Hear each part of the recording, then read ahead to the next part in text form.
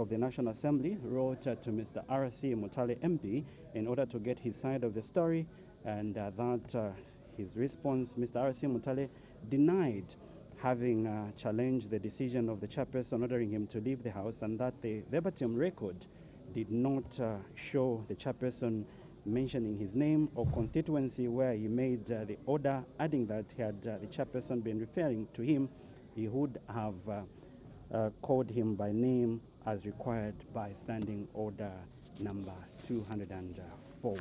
And Madam First Deputy Speaker did refer to various authorities, and having referred to the authorities, Madam First Deputy Speaker ruled that by remaining in the chamber after Honorable Mr. Second Deputy Speaker had ordered him to leave, Mr. R.C. Mutale MP defied an order of a presiding officer, which conduct went against the dignity, integrity, and decorum of the House, and amounted to a breach of parliamentary privilege and contempt of the House.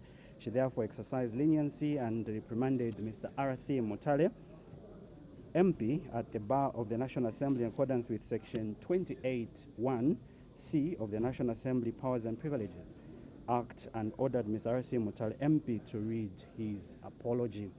Mr. R.C. Mutale MP apologized to the House and thereby resumed the seat.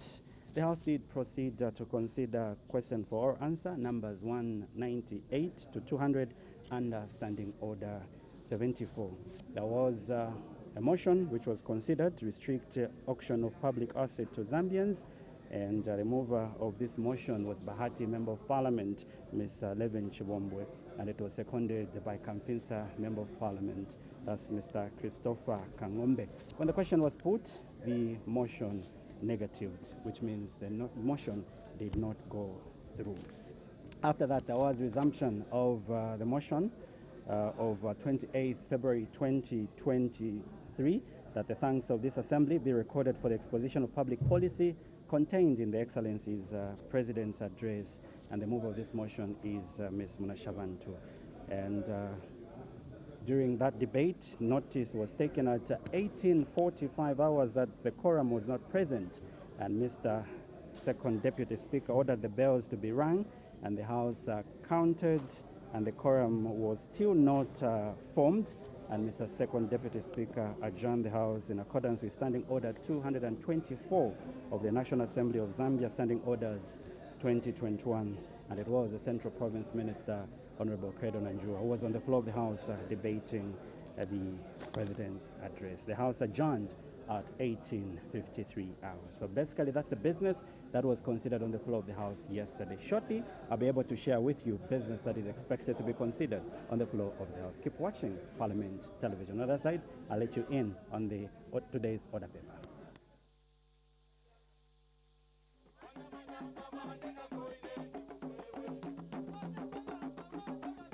Parliament Television, shortly we'll be able to see the presiding officer's procession making way to this chamber. That will signify the commencement of today's business. Let's shift our attention and look at what is expected to be considered on the floor of the House. We do have one question for or answer, and this is question 201 that will come from Lumezi Member of Parliament, Musamnia Zulu, and this question is coming under Standing Order 76, and it's going to the Minister of Agriculture. And we do have question 202, which will come from Kanchivia Member of Parliament. For now, we'll cross over to the floor of the House for the commencement of today's business.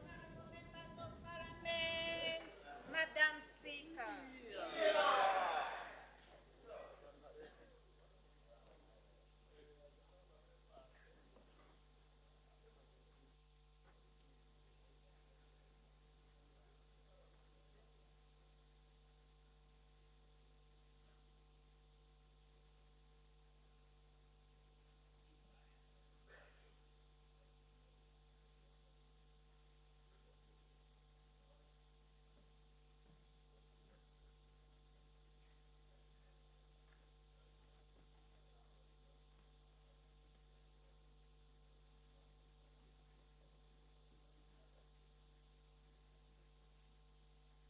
Tendency of Zambia, proud and free, land of wealth and joy in unity, victors in the struggle for the right,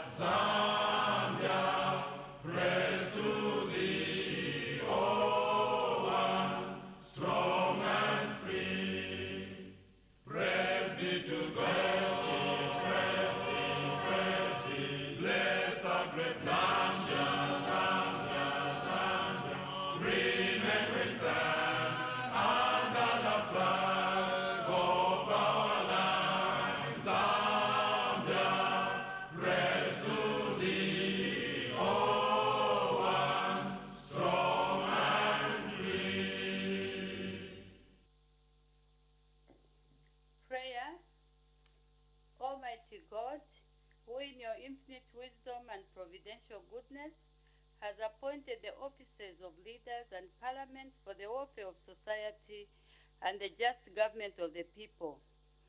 We beseech you to consider with your abundant favor us, your servants, whom you've been pleased to call to the performance of such important responsibilities in this land.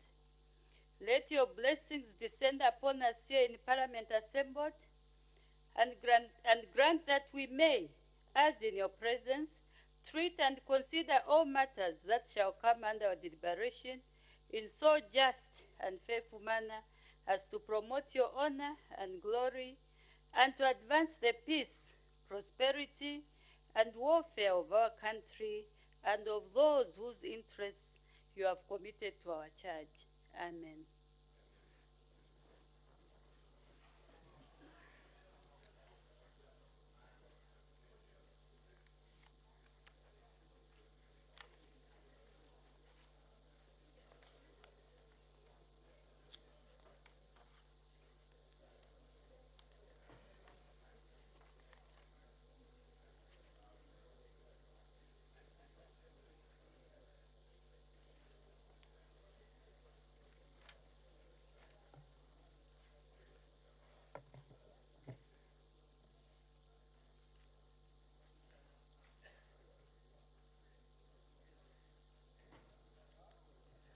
Order, honorable members.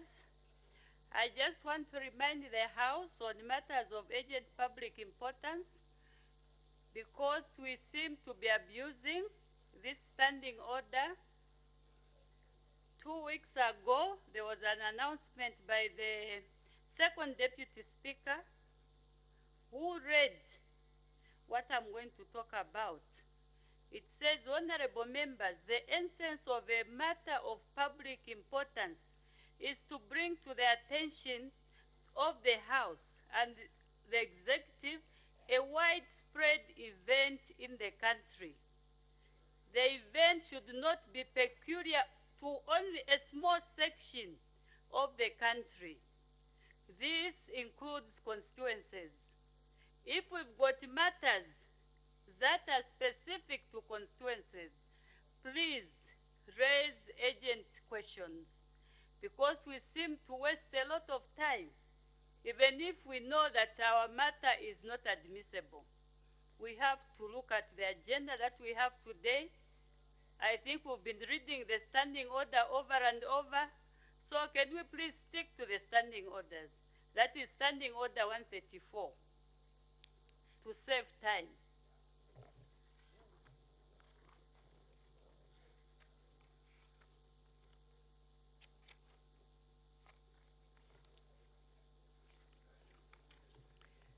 Matters of urgent public importance.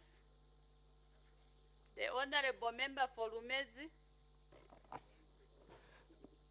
Thank you, very kind Madam Speaker. And Madam Speaker, I appreciate the guidance that you give to this House on how to raise these matters of urgent public importance. Madam Speaker, before I cite the standing orders, permit me to seek authority from the Republican Constitution that gives us authority and privileges to speak in the House, knowing very well that the standing orders are generated from the Republican Constitution. Madam Speaker, Article 76 is very clear. Honorable Member, I think let's not mix the two.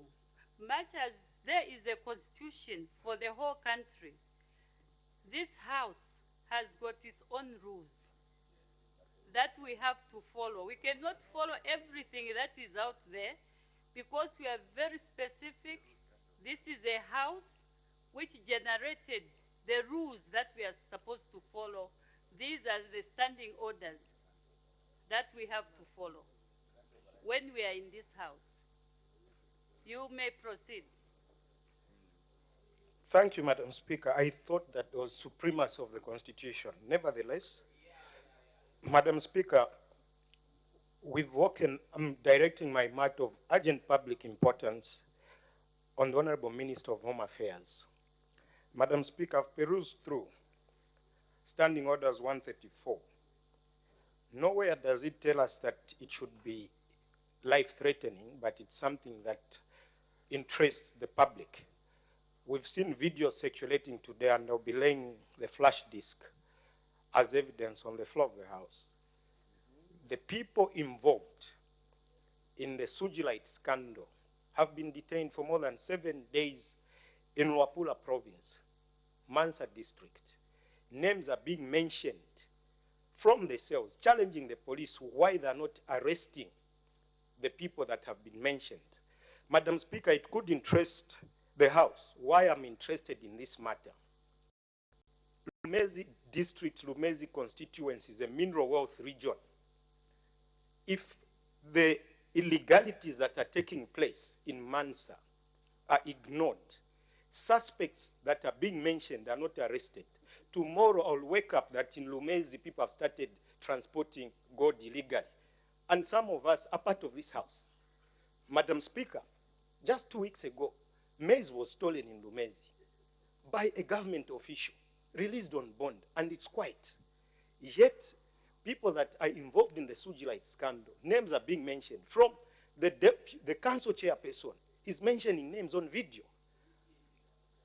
And the deputy vice national youth chairperson of administration in the ruling party is the Honorable Minister of Home Affairs, in order to be seated comfortably here without addressing this matter. Madam Speaker, I seek your serious ruling, and with your permission, permit me to lay the flash disk on the table. Thank you, Madam Speaker.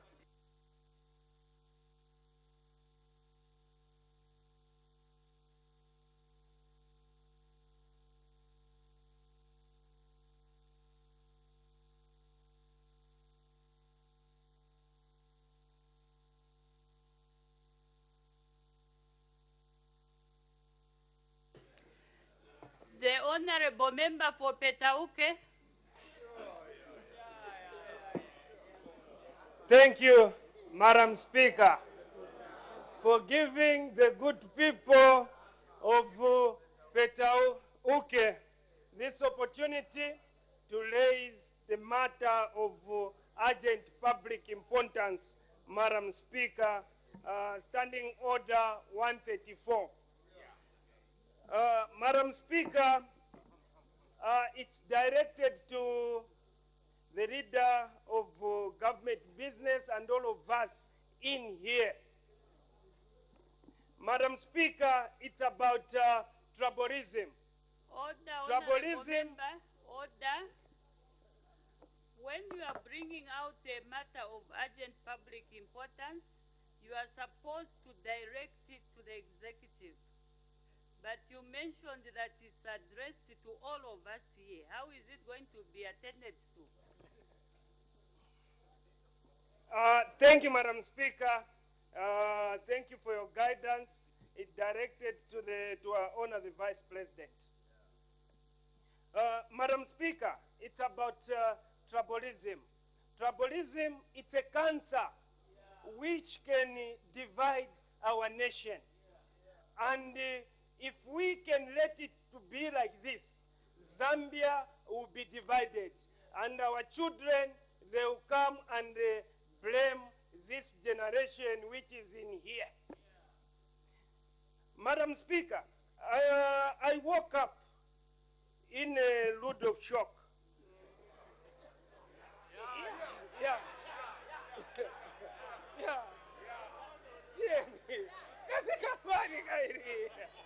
Yeah. Yeah.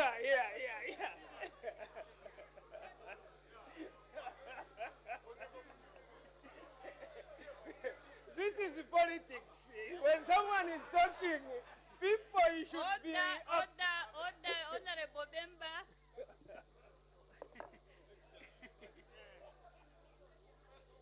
Order, Honorable Member. The Honorable Member for Petauke Central. Please use the English words well so that the people can be with you, moving with you. And maybe can you be a bit more serious with your urgent matter? Thank you, Madam Speaker. Madam Speaker, Thank you for your guidance. It's a rude shock, Madam Speaker, but my mentor who was mentoring me in politics, you make the words opposite so that people should understand well as they are laughing, celebrating here.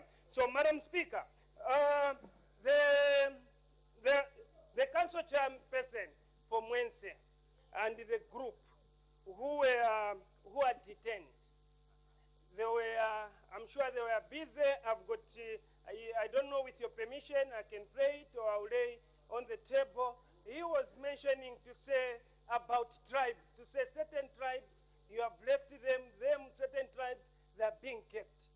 But this, Madam Speaker, it shouldn't be like this. Because if someone has committed the wrong, they are not supposed to bring tribe in such matters, Madam Speaker.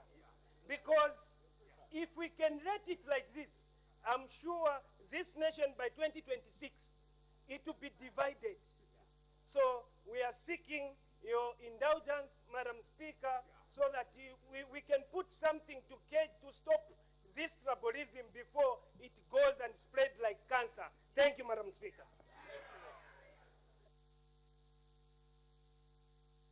The Honorable Member for Chinsali.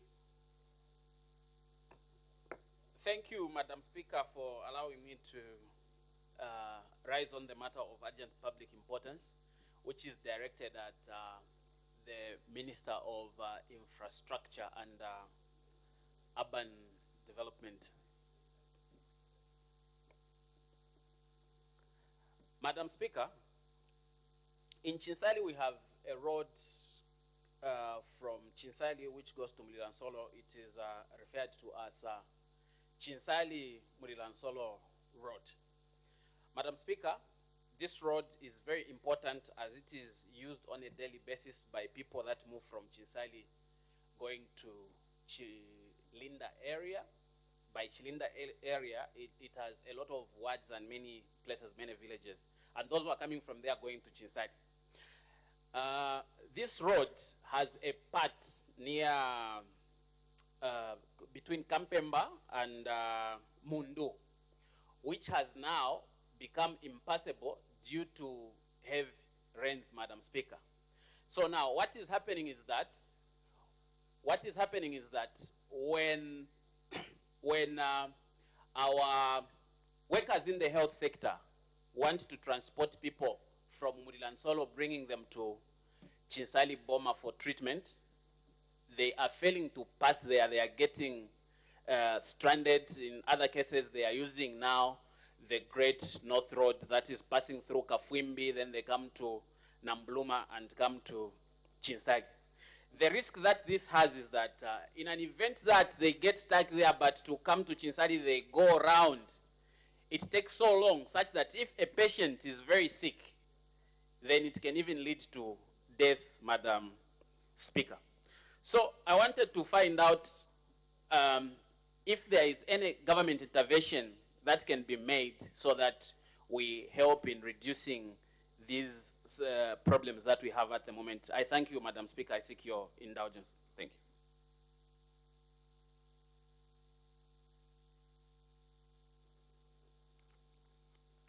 The Honorable Member for Chama North.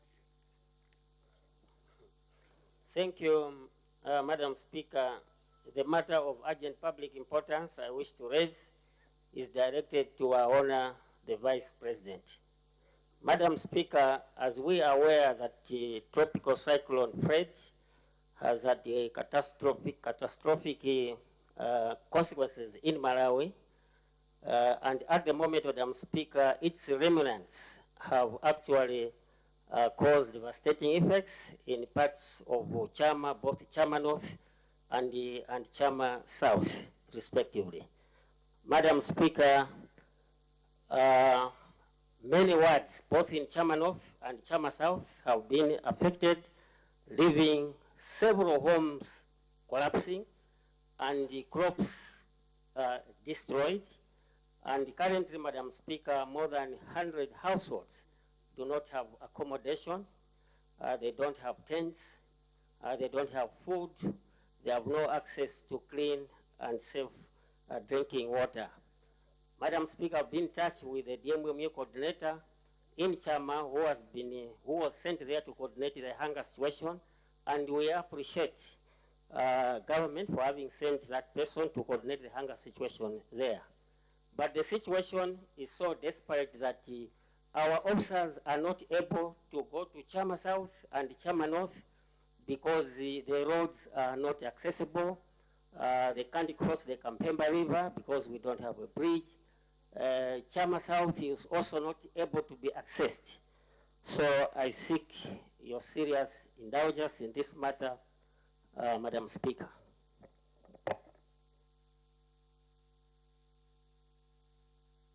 The Honorable Member for Luena. Thank you very much, Madam Speaker. Madam Speaker, I raise on a matter of very urgent public importance, and it's directed to Her Honor, the Vice President. Madam Speaker, following the elections in 2021, the former Republican President purportedly resigned from his position as President of the Patriotic Front, which was then the governing party prior to the elections. And this morning, we woke up to a newspaper report.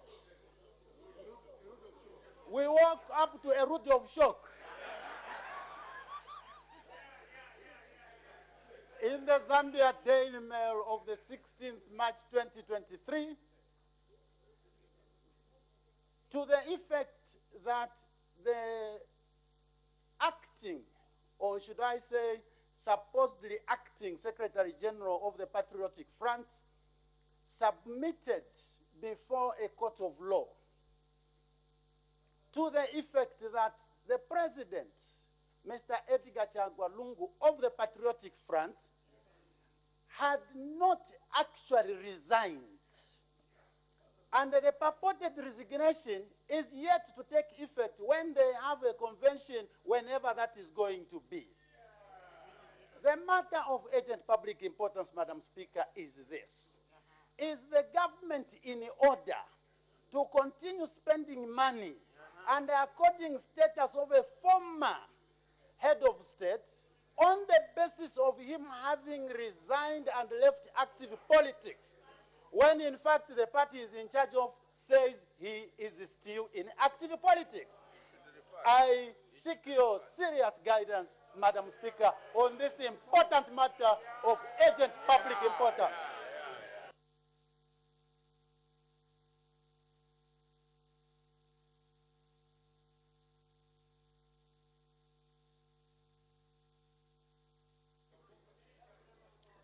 Order, honorable members.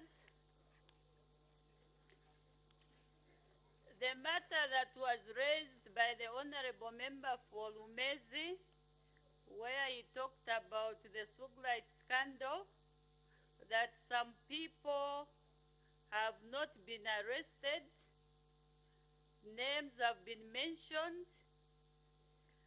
What I can say about this matter, honorable member, is that it's not admissible. First of all, this is an issue that was already discussed. There was a ministerial statement over the same within this session. And secondly, investigations are still ongoing.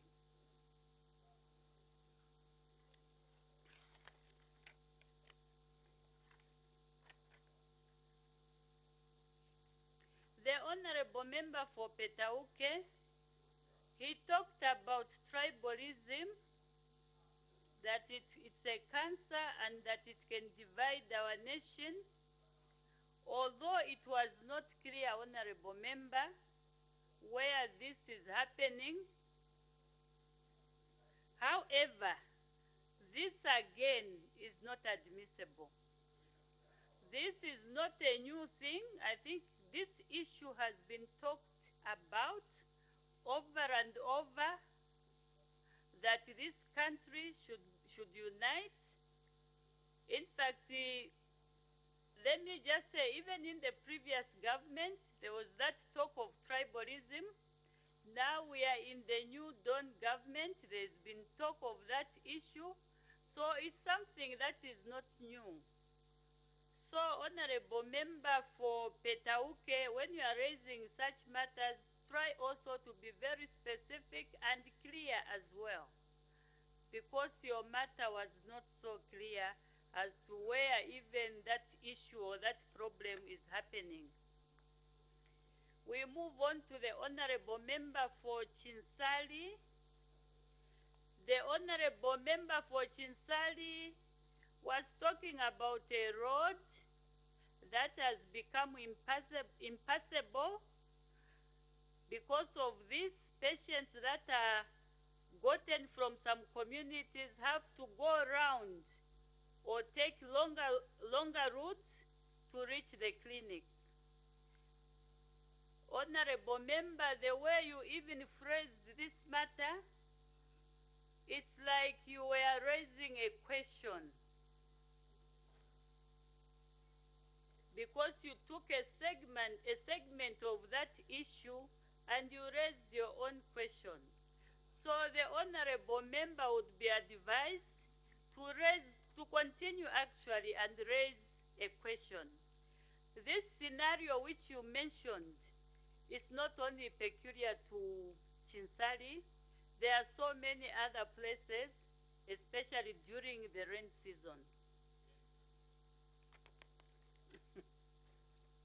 We move on to the Honorable Member for Chama North, who raised the matter to our honor the Vice President, and he talked about the Fred cyclone, which has hit Malawi, but it has also affected certain wards in his constituency, where he talked about not having food for the people, no clean water. But here the Honorable Member has mentioned to say that actually he has consulted DMMU to come in, which the government has done. They have been working together with the Honorable Member of Parliament for that constituency. For me, Honorable Member, since the government is aware about it, they've also started doing something towards that problem. Maybe you can just ask a follow-up question. Since there are other issues that you've mentioned, such as no food, no water, what extra help can you get from DMMU? Since DMMU is already working with you. So you can raise a question, an urgent question, just as a way of making a follow-up over the same. The last one, the Honorable Member for Luena raised the matter to our honor the Vice President, talking about the former Republican President, that he had resigned from active politics, but again is still active. He wanted to know whether the government was in order to continue giving him some salary. Honorable Member for Luena, again, this is not an urgent matter which will require urgent attention. It is very important, but you can find another avenue so that you raise it in a correct way. Thank you.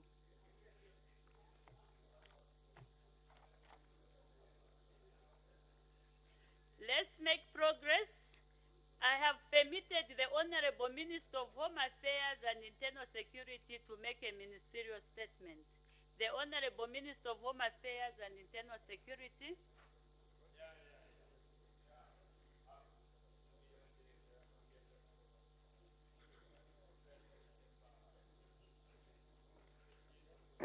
Madam Speaker, I thank you for according me this opportunity to issue a ministerial statement on the matter of urgent public importance raised by the Honorable Member of Parliament, Francis Kapchanga, Member of Parliament from Pika constituency, on the escape from prison of the abductors of mobile money agents and other girls that were in public domain.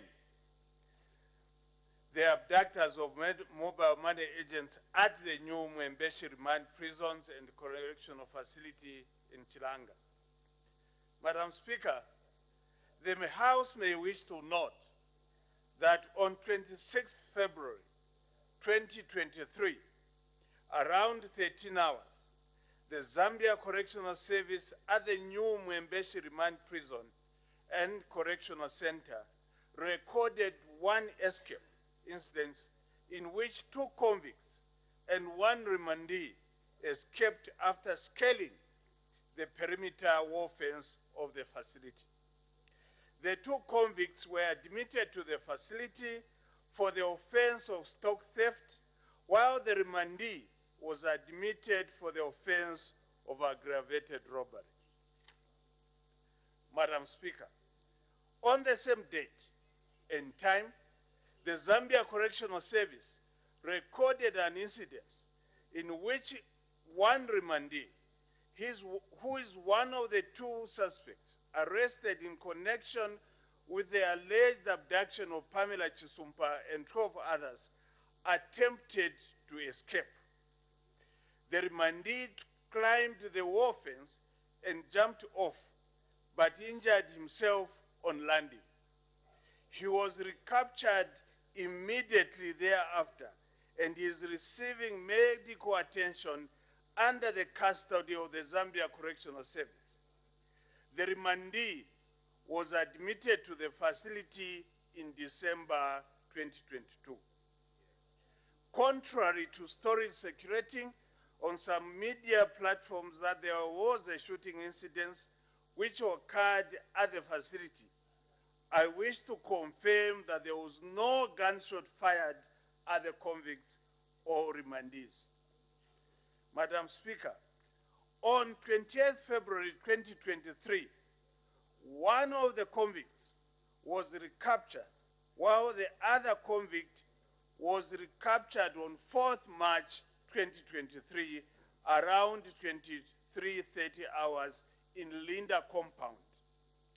Out of the 3 escapees, only 1 of them is still at large.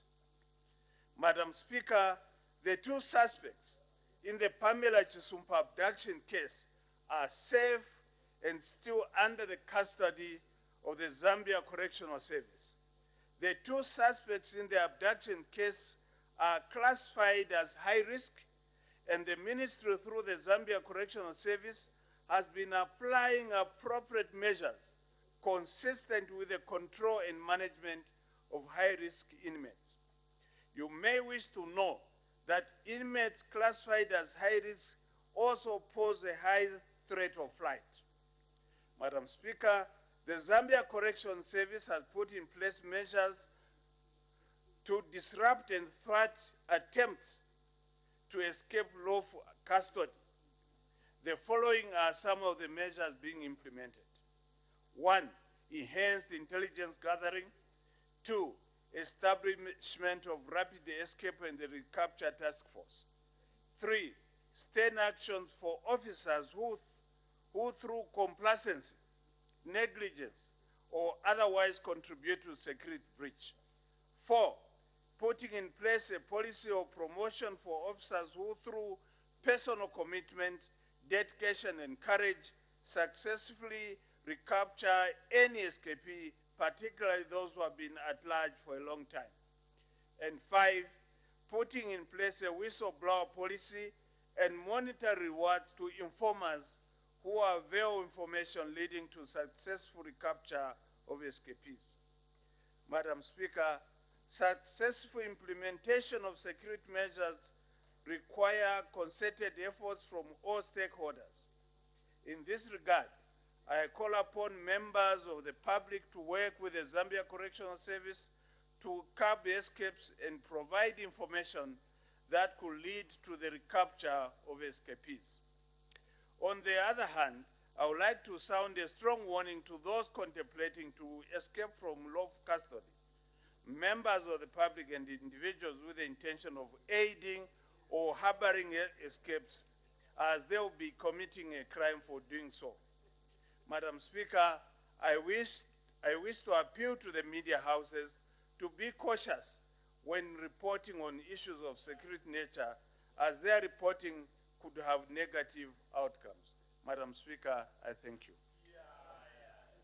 Thank you. Honorable members are now free to ask questions on points of clarification on the ministerial statement given by the Honorable Minister of Home Affairs and Internal Security. The Honorable Member for Kamfinsa. Madam Speaker, I'm grateful for allowing me to ask the Minister of Home Affairs and Internal Security a follow-up question. Honorable Minister, the basis for your statement today is an urgent matter that was raised by the Member of Parliament from Pika, and when raising the urgent matter, the Member of Parliament referred to a news item in the News Diggers of 6th March 2023. In that statement, in the news item, Honorable Minister, the News Diggers reported contrary to the statement that you have issued today. Are you therefore informing the nation? Are you therefore informing the nation through this August House that the News Diggers lied and misinformed the public on the reported escape? And I raise this question with a lot of gratitude to the media for exposing certain items. Minister, are you saying the News Diggers lied when they reported the news item? Thank you. The Honorable Member for Kamfinsa, kindly withdraw the word lied and replace it with another word. Madam Speaker, my question to the Minister. Honorable Minister. No, I didn't say we repeat the question. I said the word lied is unparliamentary. Could you please withdraw it and just replace it with a better word? Thank you for your guidance, Madam Speaker. I replace the word lied with misinformed the nation. Is that the position? Thank you. Minister, thank you. The Honorable Minister of Home Affairs and Internal Security.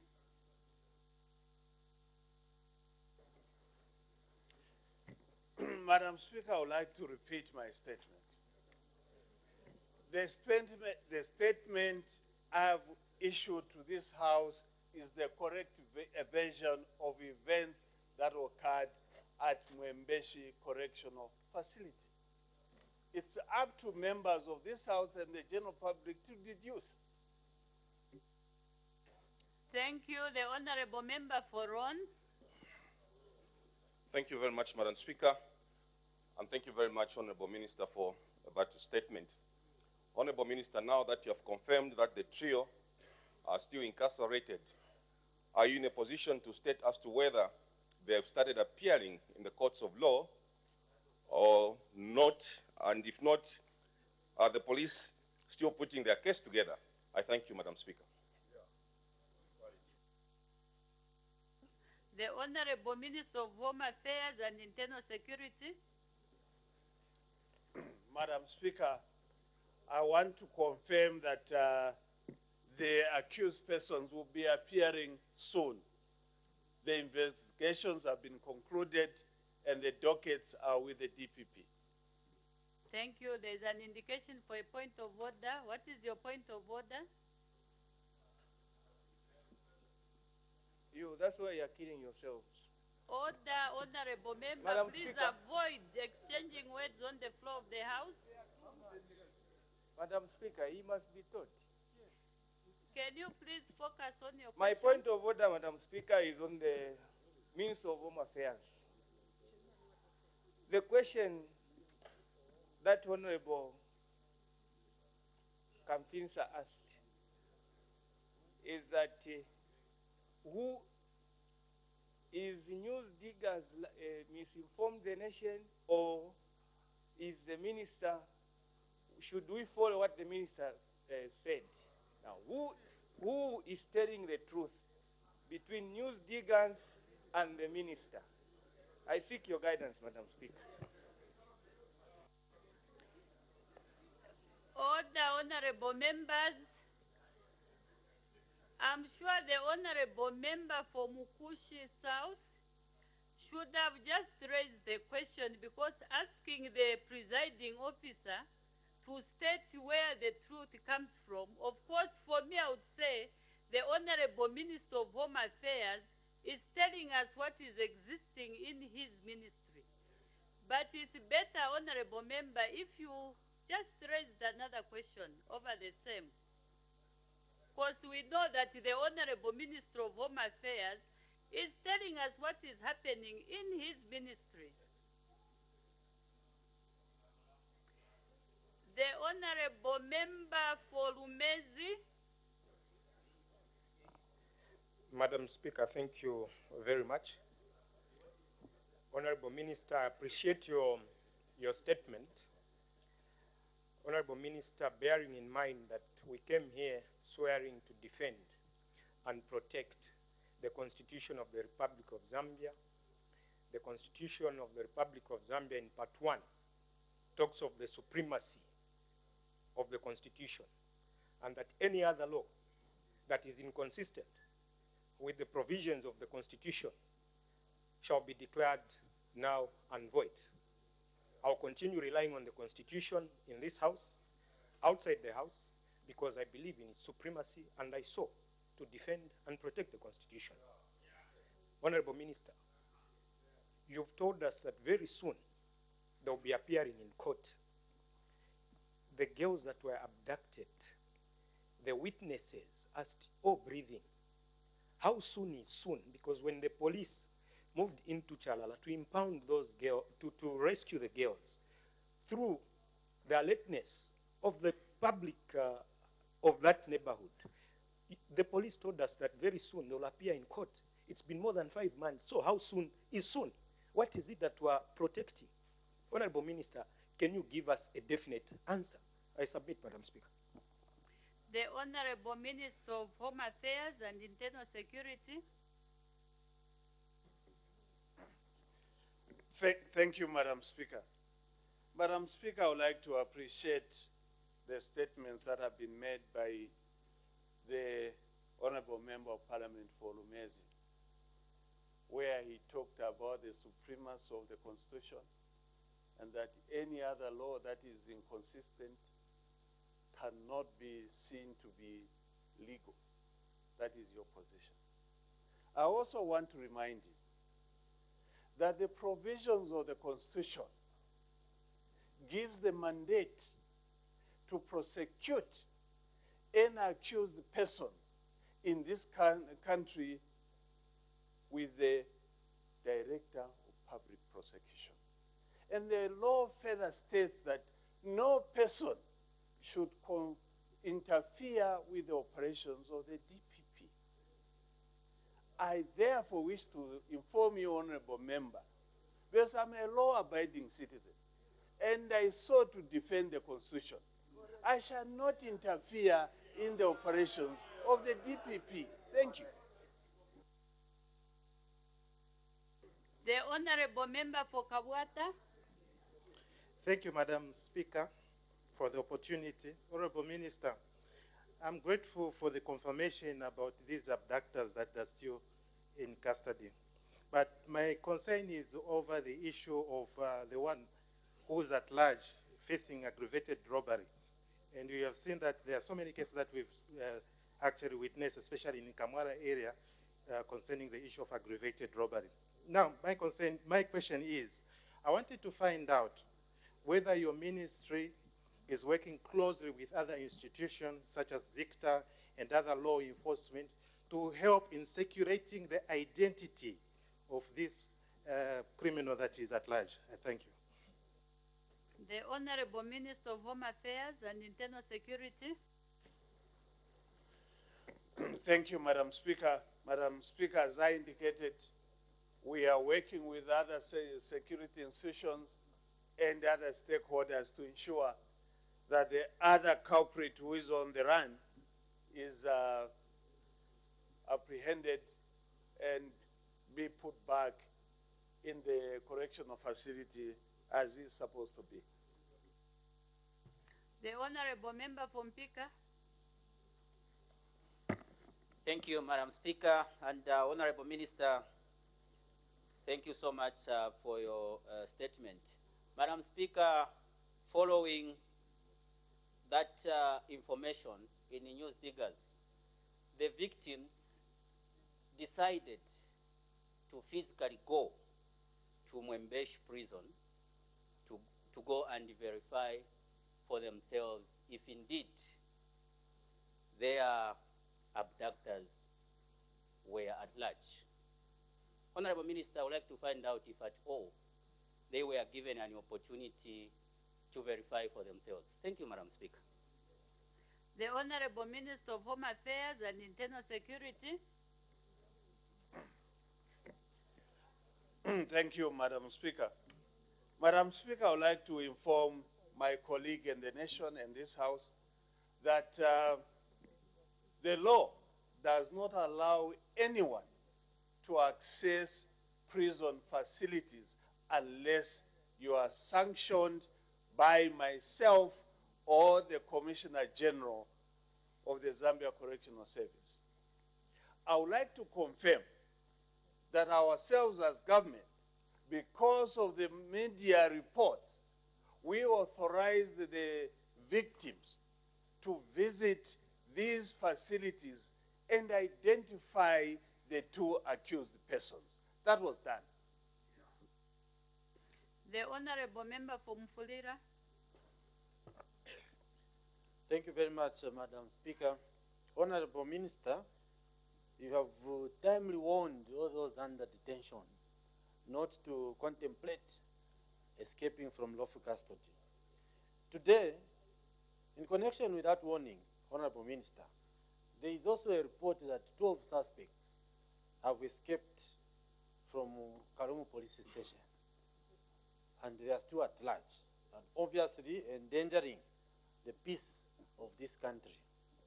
My question is, why have these incidences of escaping from police custody or indeed correctional services become common now? Have anything changed in terms of the regulations or administration of the detention such that now it's like, you know, gates are opening free for the escapees for detainees to escape from lawful custody? Thank you. The Honorable Minister of Home Affairs and Internal Security. Madam Speaker, the question relating to the alleged escapees in Kalomo is unrelated to the issue I was addressing on the floor of this House. If the Honorable Member would like me to comment on that, I will do so at a later stage. But I would like to state and inform him that the escapes from prison used to be more prevalent in the past, and the evidence is there if he wants me to produce it. Honorable members, can we please stick to the ministerial statement? The Honorable Member for Chitambo. Minister, I will make a bit of a follow-up on the question that the Member of Parliament for Kanfinsa asked you. My question to you, Minister, is the News Diggers newspaper. And you've just informed this House that the version you've given to the House and the nation is the correct version.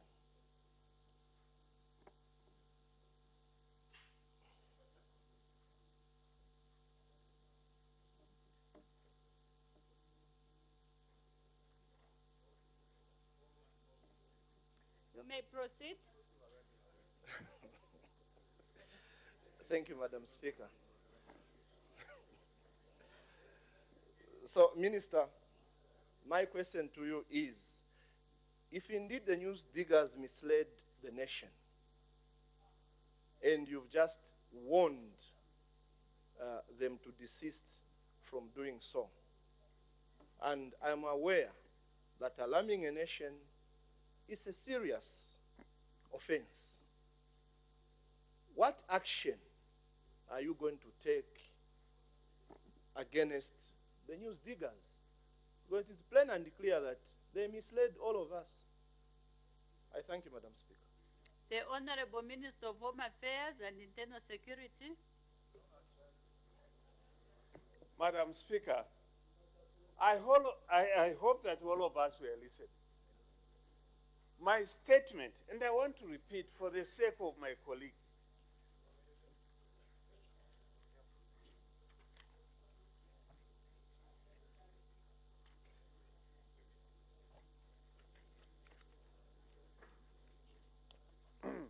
With your permission, Madam Speaker, I would like to repeat what I said.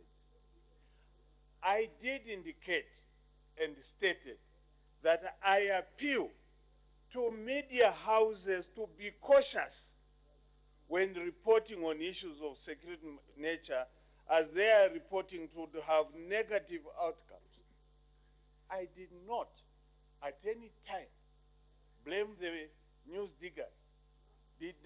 I at any time state that they misled the nation? I didn't. That was my statement. I said they must be cautious. When you are cautious, it's different from being careless. The Honorable Member for Wengwa. Minister, thank you very much for your statement. Minister, I think these cases of abductions, okay, are crimes equally, just like the cases of corruption and stealing from the Zambian people. Now, Minister, please kindly help me this afternoon, this beautiful afternoon, why there is so much rush pushing you, Minister, from some people, pushing this case that it must be moving very fast. No, we must speed this case, okay? Failing also to push you, Minister, because there are so many cases and so criminals sitting out there who committed a number of crimes. And some of them are here. Why are you also not speeding up those things, Minister? Thank you so much, Honorable Madam Speaker. Honorable Member for Wengwa. The Honorable Member for Wengwa, please be reminded that we are not supposed to discuss ourselves. Let us not discuss ourselves. Is it possible that you can just focus on that question that you had without bringing in members of this House? Thank you very much, Honorable Madam Speaker. Minister, why is there so much interest on just these three criminals, forgetting about, okay, hundreds of criminals, those who have stolen from the Zambian people? Thank you so much, Madam Speaker. The Honorable Minister of Home Affairs and Internal Security. A point of order, Madam Speaker. Thank you, Madam Speaker. Madam Speaker, I just want to allay the fear that is with my brother, the Honorable Member of Parliament for Wengwa, that you see the momentum very soon on all those who are alleged to have taken away the resources of the country illegally and whose cases are supposed to be in court. They will be appearing accordingly very, very soon, and these cases will be concluded very soon. and some of them will be crying very soon. Honorable members, before I take in the point of order by the leader of opposition, just my guide. The ministerial statement was very clear, talking about the people that escaped from a certain prison. Now we are trying to expand the ministerial statement. Can we please stick to the ministerial statement? The Honorable Leader of Opposition, what is your point of order? Thank you. Thank you very much, Madam Speaker. My point of order relates to Standing Order 65. Madam Speaker, you've guided on several occasions. I remember not very long ago, one of the members from your left brought up an issue where a member of parliament from the right was reported in the Auditor General's report that he had been earning money, even after he was elected. You asked the member to withdraw so that the answer remained clear. We are therefore surprised as a House.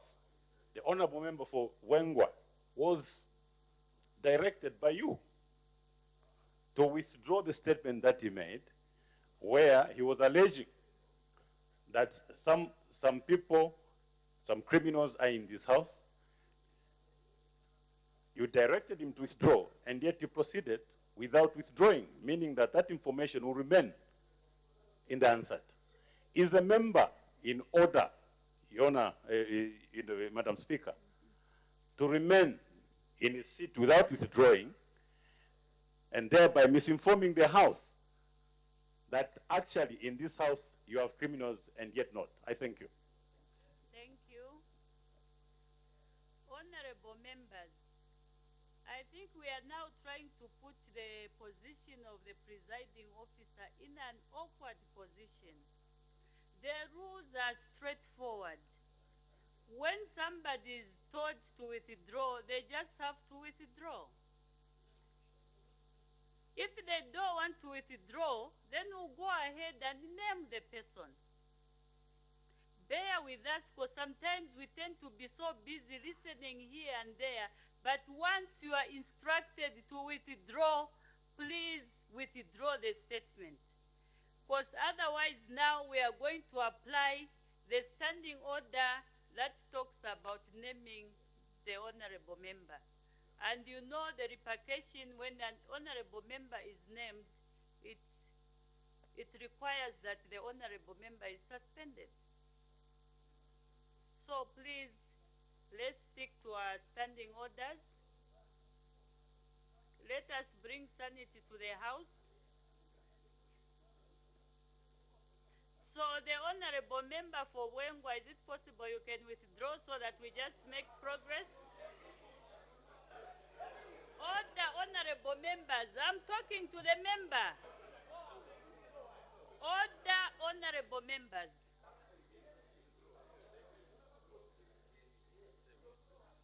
Order, honorable members. There was a point of order.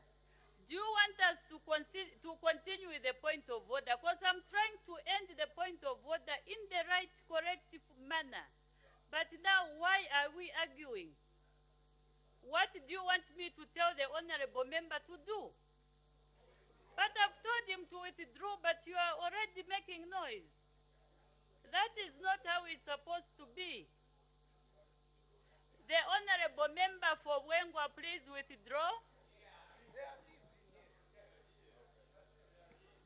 Madam, well guided, let me withdraw the statement I said that the criminals, those who plundered the national resources in the previous regime, that they are here. Let me withdraw, Madam Speaker, that they are not in this House. Thank you very much, and I apologize.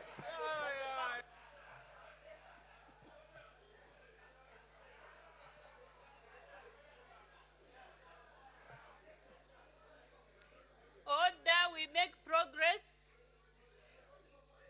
Let's make progress. The honorable member for Chiluvi. Madam, the question has been overtaken by words. Thank you. The Honorable Member for Mandevu. Thank you, Madam Speaker.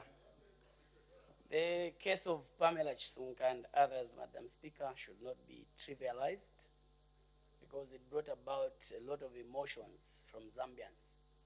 And to the victims, you can imagine being raped for over 6 months, and this case is dragging. We are wondering why this case is dragging. Madam Speaker, I want to find out from the Minister of Home Affairs and Internal Security on what measures his ministry has taken to charge the officers who were on duty on that particular day, because these high-risk criminals, had it not been one of them falling down, he would have run away and would have been on the run, abducting other girls. We don't want this situation to continue or occur again. What measures has your ministry taken to charge the officers who were on duty so that we don't deduce that it was a planned move? I thank you, Madam Speaker. Thank you, the Honorable Minister of Home Affairs and Internal Security. Thank you, Madam Speaker. Madam Speaker, the question that has been raised by my honorable colleague is speculative. So I would not want to start answering speculative questions. I did mention what we have done pertaining to the escapees. And I would not want to go further to mention to this House how we apprehended and what measures we have taken. It becomes a security issue. Thank you. The Honorable Member from Babala Kankoyo. The Honorable Member for Lundazi.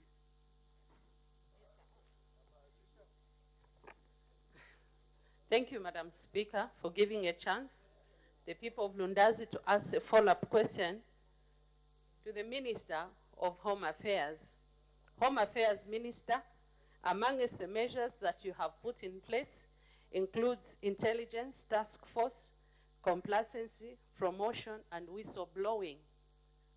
However, my question to you is, how secure is Mwembeshi prison? If at all, you can have 4 or 5 suspects escape at the same time. Is the infrastructure safe enough to hold on to these evildoers who really caused a lot of harm to us women, especially? I submit. Thank you. Before the Minister comes in, there is a point of order. The Honorable Member for Lunte, what is your point of order? Madam Speaker, thank you so much. My point of order, of course, is based on Standing Order 65, Madam Speaker, and it's against the Honorable Minister of Home Affairs and Internal Security.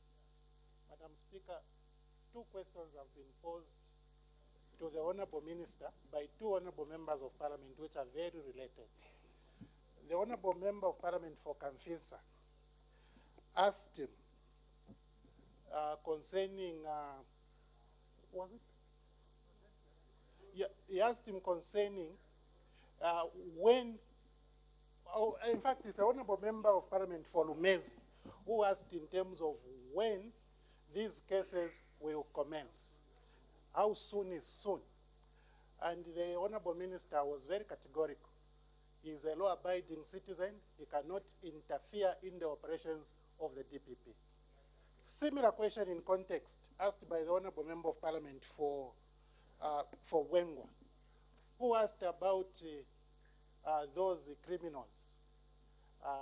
When the cases will start moving. The minister says very soon they will start going to court. Some of them will even start crying. Madam Speaker, manner of speaking and consistency. What should we take as your members?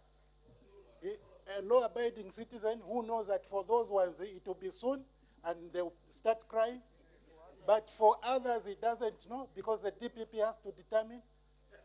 Is the Honorable Minister in order to answer the same question in two different ways. Two different ways, just because one question affects members of UPND and one he thinks it's members of other political parties. I seek your serious ruling, Madam Speaker.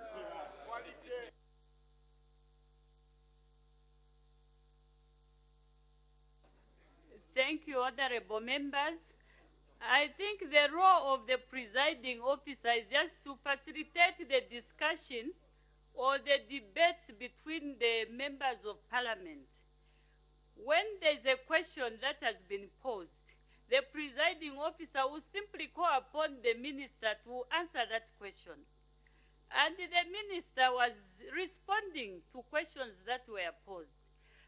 As to whether we are satisfied or not happy with the responses, I think that is not the duty of the presiding officer. Actually, there's still time here so that we can go ahead and make further questions. If we are not happy about a response, you are free to ask the honorable minister to explain further.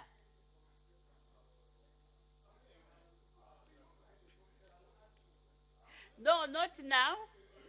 Not now, sir. Not now. I was just saying, please you should just take the chance which is still there. We are still asking the honorable minister some questions. So if we are not happy or we are not satisfied with his response, we've got a right to make another follow-up question until we are satisfied. The honorable member for Nakonde.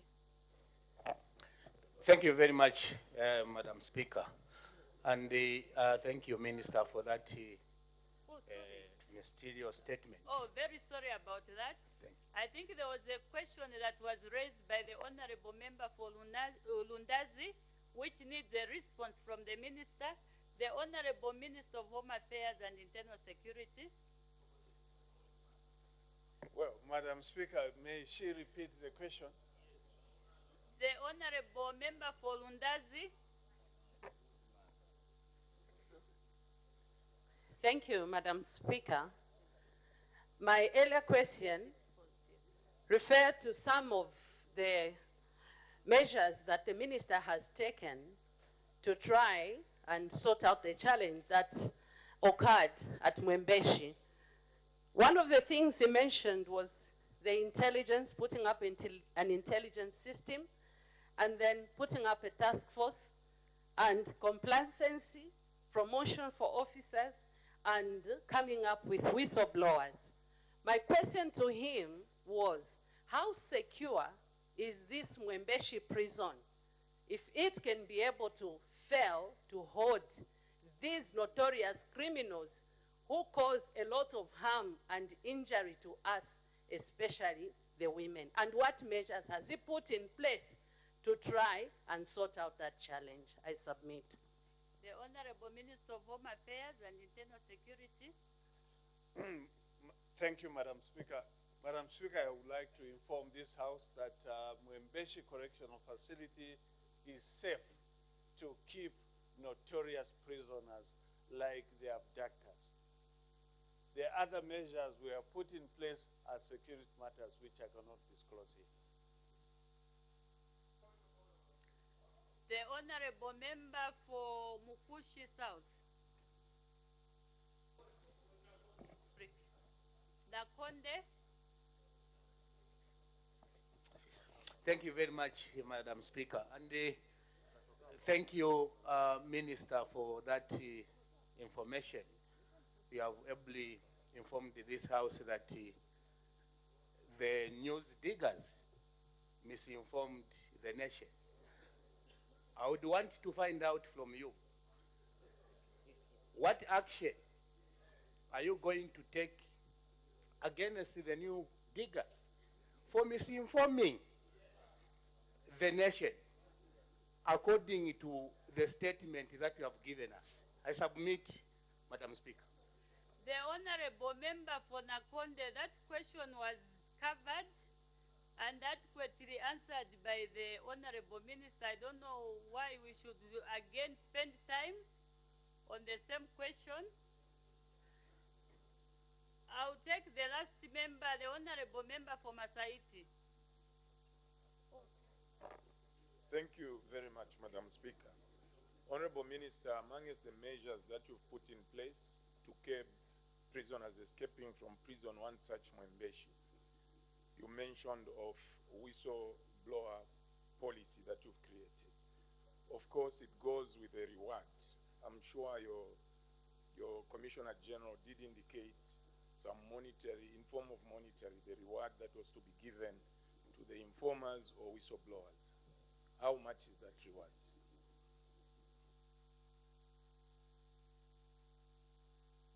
The Honorable Minister of Home Affairs and Internal Security. Thank you, Madam Speaker. It depends on the gravity of the matter.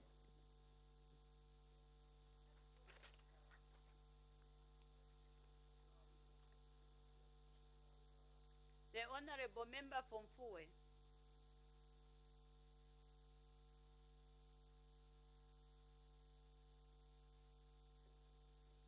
Thank you very much, Madam Speaker, for the opportunity. Honorable Minister, thank you very much for the statement. But as usual, Madam Speaker, the feeling that I'm getting, and I know that this is for all of us, especially the women, is that the minister is not taking this case very seriously. And us as women, we are scared to death because we are talking about real criminals that are at large. And even when the minister is giving responses... The Honorable Member from Fuwe, please, I'm not comfortable with the word that you said, that the Honorable Minister is not serious.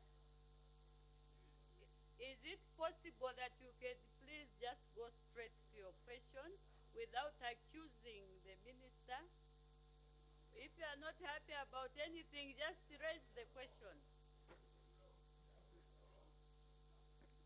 Madam Speaker, we are talking about 13 girls that were abducted. Madam Speaker, the 13 girls were abused. I went there when the whole thing was happening. And as a mother, and I hope and pray that those people that are saying that their daughters should be abducted and abused, maybe that's when you'll be serious. Honorable Member. Maybe that's when you'll be serious. The Honorable Member from Fuwe, I'm sure you can do better. Please, let's look at the ministerial statement that was given.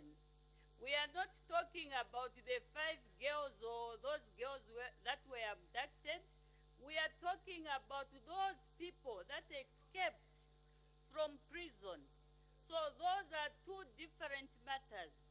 Can we please focus on the ministerial statement that was issued by the Minister of Home Affairs today? Madam Speaker, it's the criminals that abducted the girls. And the minister said one of them is at large. And that is my concern, Madam Speaker. And even when the minister was answering, it's not showing us that it's very serious and they are working on ensuring that they capture this criminal. Order. I think we'll leave it at that. Because now, instead of asking a question, we are busy accusing one another. What we are just supposed to do is to ask questions on points of clarifications on the ministerial statement that was given, not to start accusing or finger pointing. We are supposed to make clarifications on the ministerial statement, as simple as all that.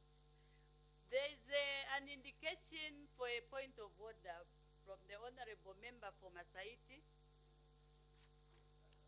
Thank you very much, Madam Speaker, for affording me a point of order. I deliberately asked the Minister that question. You said you have created a whistleblower policy.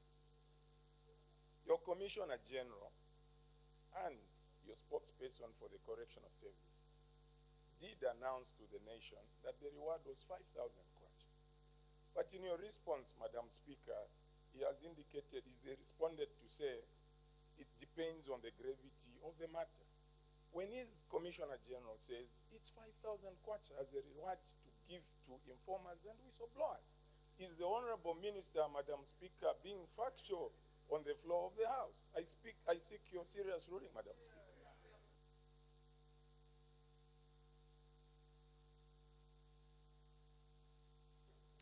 Honorable members, I think now we are creating tension for nothing. The ministerial statement that was issued by the Honorable Minister was very specific, straightforward. But now, because we've started bringing in other issues, the ministerial statement is becoming complicated. Can we please, let's follow the ministerial statements, and also the Honorable Minister, please give the answers according to the ministerial statement that you have given. According to the ministerial statement that you have given, so that we do not have, or we should not go astray to bring in other issues which will complicate the whole ministerial statement.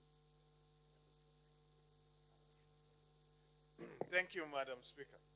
Madam Speaker, I would like to thank you very much for that guidance.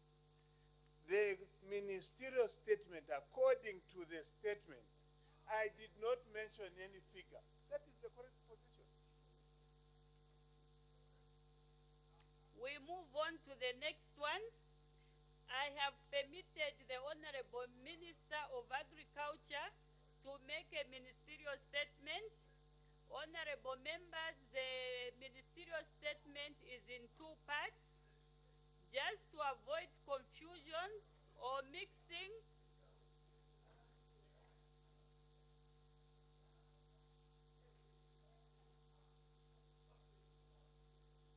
the Honorable Member for Kasenengwa,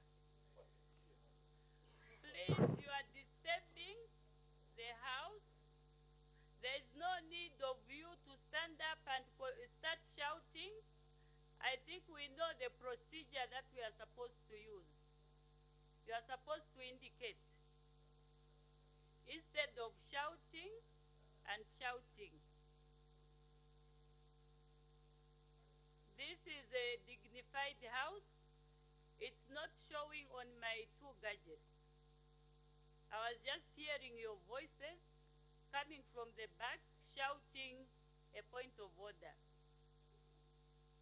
We shall continue. I was informing the House that the ministerial statement that is being given by the Honorable Minister of Agriculture is in two parts.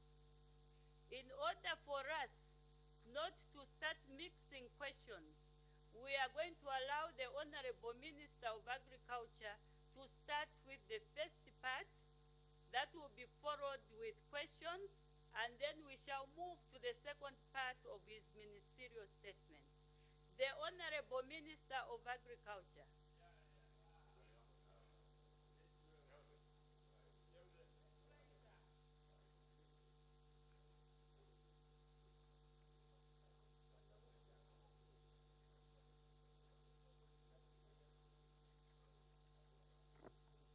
Thank you very much, Madam Speaker. I wish to inform this august House that government, through the Ministry of Agriculture, has commenced the process of procuring farming inputs under the Farmer Input Support Program for the 2023-2024 farming season. For the avoidance of confusion, this one, Madam Speaker, is the ministerial statement that will discuss the issue of distribution of inputs for the 2023-24 season. Madam Speaker, a clearly stipulated roadmap for the exercise is in place. One of the key activities under the roadmap is the purchase of fertilizer for the season. Madam Speaker, the procurement of fertilizer for the 2023-2024 farming season will be done using two procurement methods, namely open international bidding for urea fertilizer and direct bidding for compound D fertilizer. Both procurement methods are allowed under the Zambia Public Procurement Authority ZPPA Act. On one hand, the open international bidding will help the government receive competitive prices for urea fertilizer, which is not manufactured locally. On the other hand, government has decided to direct bid for local manufacturers from local manufacturers for supply of compound D fertilizers. I'll repeat that, Madam Speaker. On the other hand, government has decided to direct bid local manufacturers for supply of compound D fertilizer. The local manufacturers are Nitrogen Chemicals of Zambia, NCZ, and United Capital Fertilizer, Zambia Limited. Madam Speaker, Nitrogen Chemicals of Zambia will be contracted to supply 43,297.7 metric tons of compound D fertilizer, while United Capital Fertilizer will be contracted to supply 77,087.55 metric tons of compound D fertilizer. For sake of record, I'll repeat the figures. So NCZ will be contracted to supply 43,292.70, while United Capital Fertilizer will supply 77,087.55 metric tons of compound D fertilizer. While the United Capital Fertilizer Zambia Limited is an emerging fertilizer manufacturing company in Zambia, the company, Madam Speaker, is not new in the business of fertilizer manufacturing outside of Zambia. The company has a state-of-the-art equipment that enables it to manufacture high quality and large quantities of fertilizers on time. Madam Speaker, you may wish to note that the same company, that is United Capital Fertilizer, was among the companies that were contracted for supply, delivery, and distribution of compound D fertilizer during the 2022-23 farming season. I am glad to inform the House that the company met all its contractual obligations to supply and deliver last year 38,826.75 metric tons of fertilizer, despite having started a little late in the season. Madam Speaker, government has a clear vision of boosting the local manufacturing sector to support increased agricultural production. In this regard, government will support local manufacturing in order to create employment for many Zambians, especially the youth who currently remain unemployed or underemployed. As an example, Madam Speaker, at full capacity, Capital Fertilizer Zambia Limited will employ 650 Zambians under the D compound plant and another 3,000 Zambian employees under the urea plant. This will bring the total number of employees to 3,650. With regard to Nitrogen Chemicals of Zambia, the company currently has 492 employees on a permanent basis, about 250 workers employed on casual basis, and approximately 398 workers employed on seasonal basis. In addition to direct employment, local manufacturers also contribute to the economic growth through participation in transportation, use of services such as energy, water, and incentivizes the creation of satellite towns, just to mention a few economic and social benefits.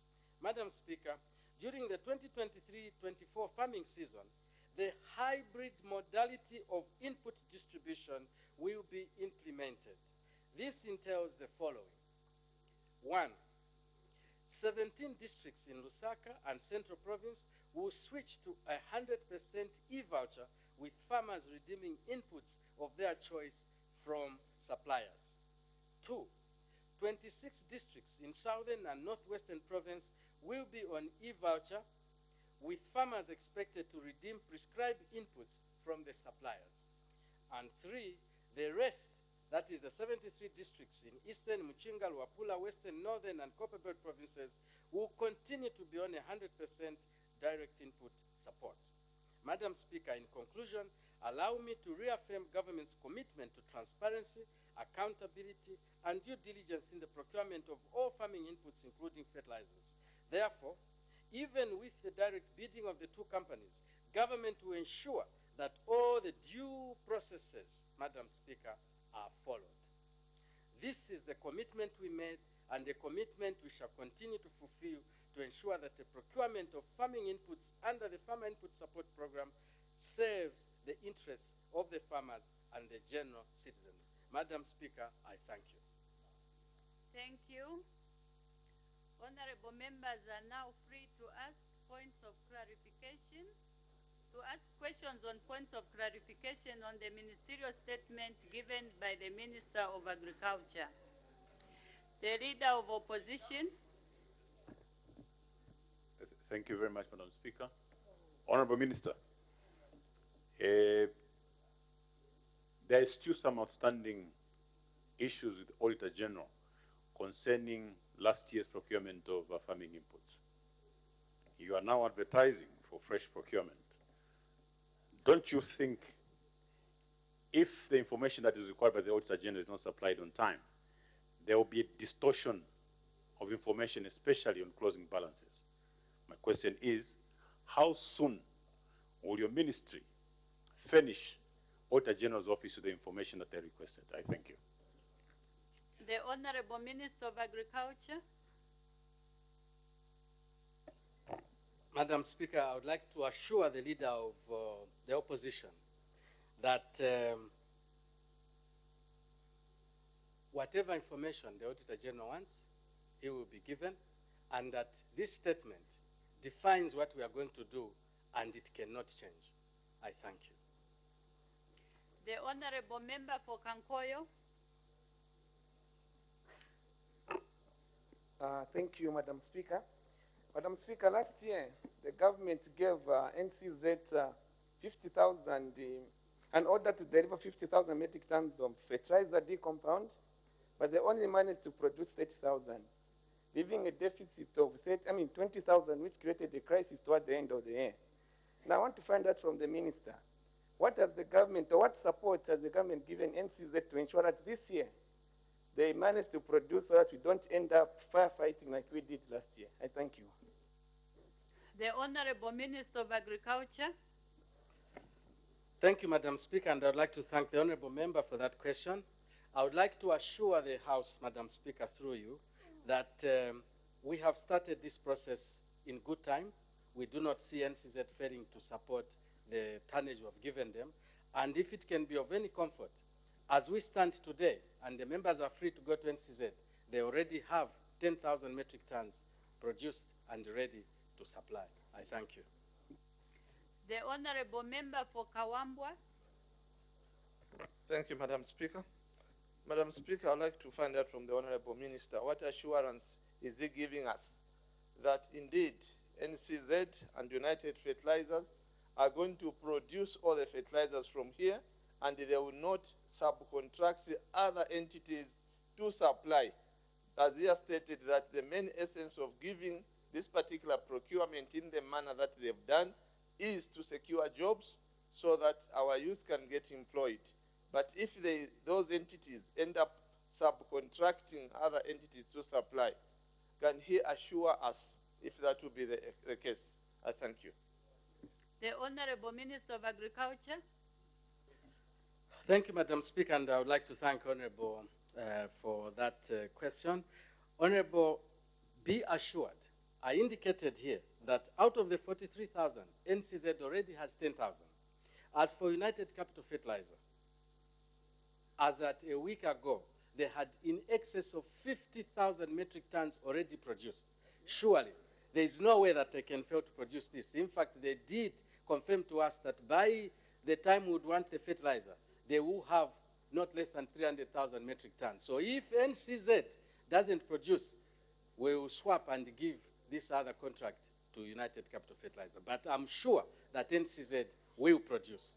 They assured me this morning, Madam Speaker. I thank you. Thank you. The Honorable Member for Shiwangandu. Thank you so much, Madam Speaker. And I hope the Honorable Minister of Agriculture this year is giving us assurances that will be genuine assurances as opposed to what happened last year. Because last year, as you recall, Madam Speaker, standing where he is, he did assure us that our farmers were going to receive fertilizer by the 30th of November, which never happened. We had to, some farmers were getting fertilizer this year. My question to you, Honorable Minister, is your processes. You are saying you are using direct bidding for D-compound fertilizer. We have seen some of your suppliers who supplied due fertilizer last year and part of this year, and especially in southern province, showing the nation that they have brought in stocks of D-compound and urea. And they have positioned these stocks in the areas they serviced last season. Are you going to consider that D compound they've brought in, if it will happen to be cheaper than this United Capital, which you are saying is one of those companies other than nitrogen chemicals, where you are direct bidding? Because as far as we know, these people have brought that fertilizer as Zambians.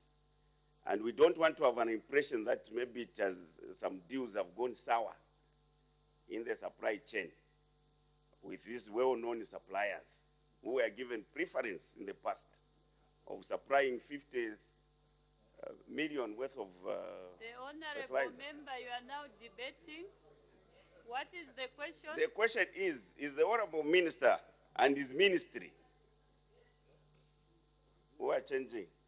Madam Speaker, I don't know, you know, the unruliness of some ministers is becoming... All Yeah, the I'm on the honorable floor. members, the I'm on the floor. honorable member for Shiwangandu, please, you may proceed with your question. Madam, I'm being distracted by the honorable colleagues there from the front bench. I withdraw. When you keep quiet, I withdraw my fingers. So, Madam Honorable Speaker, you member, should know where the problem is. yes, can we please have Madam order? Speaker, back to the Honorable Minister of Agriculture. What are you saying to these suppliers you have been working with and you have got contracts with the fertilizer they have already positioned, especially in southern province? I thank you, Madam Speaker. The Honorable Minister of Agriculture. Thank you, Madam Speaker. I will be forced to break my response in three because I think that's how the questions came. Number one, we are lucky, Madam Speaker, that in here we have the former Minister of Agriculture is seated there, and he will confirm to you, Madam Speaker, that our performance on the fertilizer delivery was so good that it surprised a lot of people because the PF never delivered fertilizer to the Order, Honorable Minister. Order, Honorable members. Madam Speaker, may I continue? No, please, I want to guide. The Honorable Minister on the floor shall not involve other members who are present in this house in his debate. We are not supposed to debate ourselves. So please, Honorable Minister, just be specific to your answer so that we make progress without involving other members in the house. Madam Speaker, well guided, and apologies to my dear friend. I meant no harm at all. The point I wanted to make, Madam Speaker, is that the narration which is being given that we delayed absolutely in the delivery of fertilizer is not as true because we did better than the previous seasons that were under the previous government. Number two, Madam Speaker, the honorable member for Shiwangandu has said in his statement that we have contracts. Contracts with whom, Honorable? With whom, Madam Speaker? I've been saying here that we have advertised. How can you advertise and then you have contracts? Now, if people have moved fertilizer and they are positioning themselves, they are taking a risk which they themselves will be responsible for. Because we are only going to give fertilizer to those who will be best evaluated. And I can only hope and pray that they will be best evaluated. Positive discrimination is there. If there will be an international bidder with the same price as the Honorable Leader of the House, Madam Speaker, we will give him an advantage, and that is positive discrimination. Leader of the Opposition, yeah. Madam Speaker, the third issue is pricing. Honorable asked, what will happen if the price of fertilizer which is already delivered is lower than, the price of the fertilizer which has been delivered outside the D compound, which we are single sourcing, is lower than that which we are single sourcing. Madam Speaker, the single sourcing procedure allows for negotiations with those whom you have single sourced.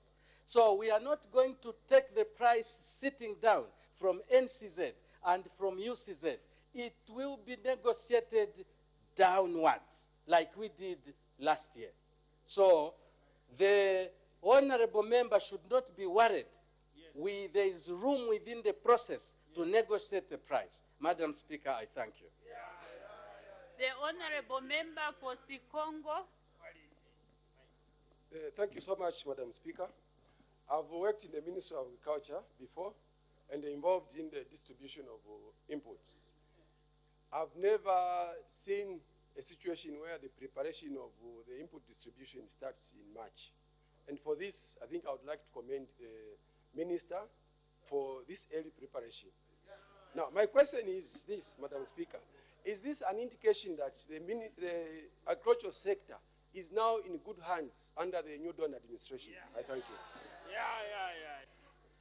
Before the minister comes in to give a response, there's an indication for a point of order by the honorable member for Pambashe. What is your point of order? Thank you, Madam Speaker. Madam Speaker, I get concerned and I usually not just rise to politics, but to remind our friends in the executive of their policy pronouncements, more so that is sitting next to the Minister of Finance, bearing in mind the inconsistency, Madam Speaker, in terms of the policy, the pronouncements.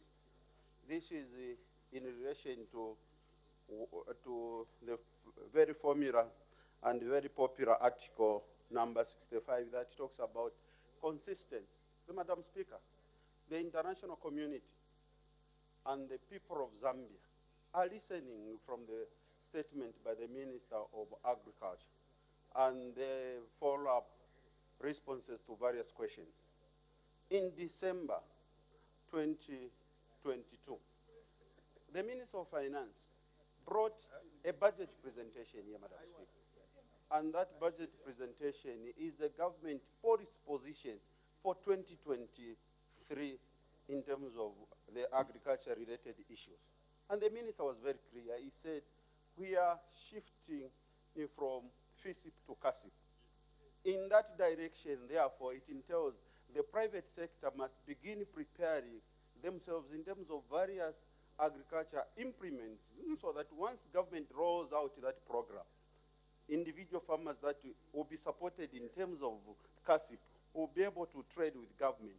But the Minister of Agriculture today gives us a 360 degrees shift from that policy to say, no, government will buy fertilizer, position it in the areas, and then farmers will correct. What is the government position so that the international community, we the business community that deal in agriculture implements, can be able to adequately prepare? Is government going with the CASIP program or the FISIP program? And why a contradictory statement from the same executive in the second year or in the second month of implementing their budget and their policy pronouncements for 2023? I seek your serious guidance, and I'm worried, and I know a lot of Zambian businessmen and the international community are very worried with that kind of the policy inconsistency. I seek your serious guidance, Madam Speaker. Thank you. I'm going to reserve my ruling so that I study the matter adequately to compare what was brought into this house, you said last year, and compare it with what the minister is saying today. So I'll need time to investigate the matter. So I'll come back to this house at an appropriate time to render a ruling. The Honorable Minister of Agriculture will give a response to the Honorable Member for Sikongo. Madam Speaker, I thank the Honorable Member who has asked a very important question and also a very, very positive comment. Yes, Honorable Member, what you are seeing is what our President always talks about, efficiency and doing things in a very structured manner. For example, Honorable Member, it is incumbent upon the ministry to explain to you that FISIP is part of CASIP.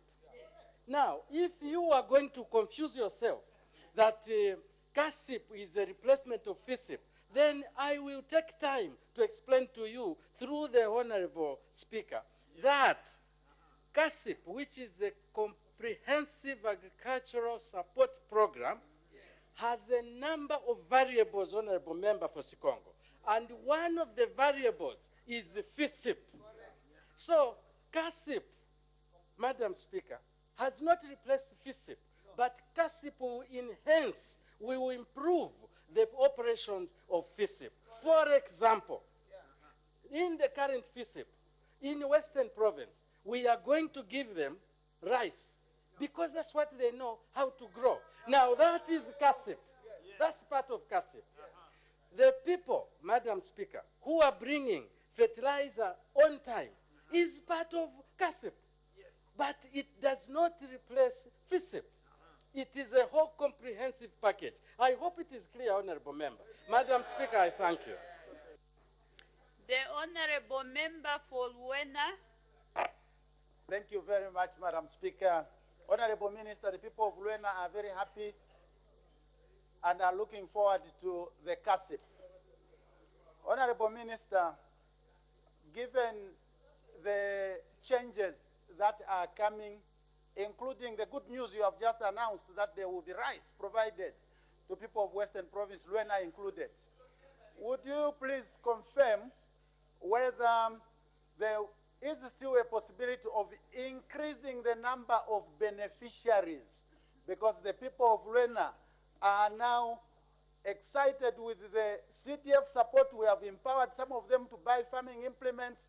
They now want to till more land. Can we increase the number of beneficiaries in the constituencies as well? Would you confirm, Honorable Minister? The Honorable Minister of Agriculture. Madam Speaker, I thank the Honorable Member for Luena, and I wish to confirm to the Honorable Member that the issue of rice for Western Province is not a mere example. It is a fact. That is how it will happen. We are going to give rice in the FISIP program. Further, Madam Speaker, I would like to refer the Honorable Member to when we're passing the budget. Just like the previous speaker indicated, the budget qualified only for 1,024,344 members. And therefore, it is difficult for me at this point in time to change that figure in the spirit of consistency which was brought on the floor of the House. I thank you. The Honorable Member for Nalolo.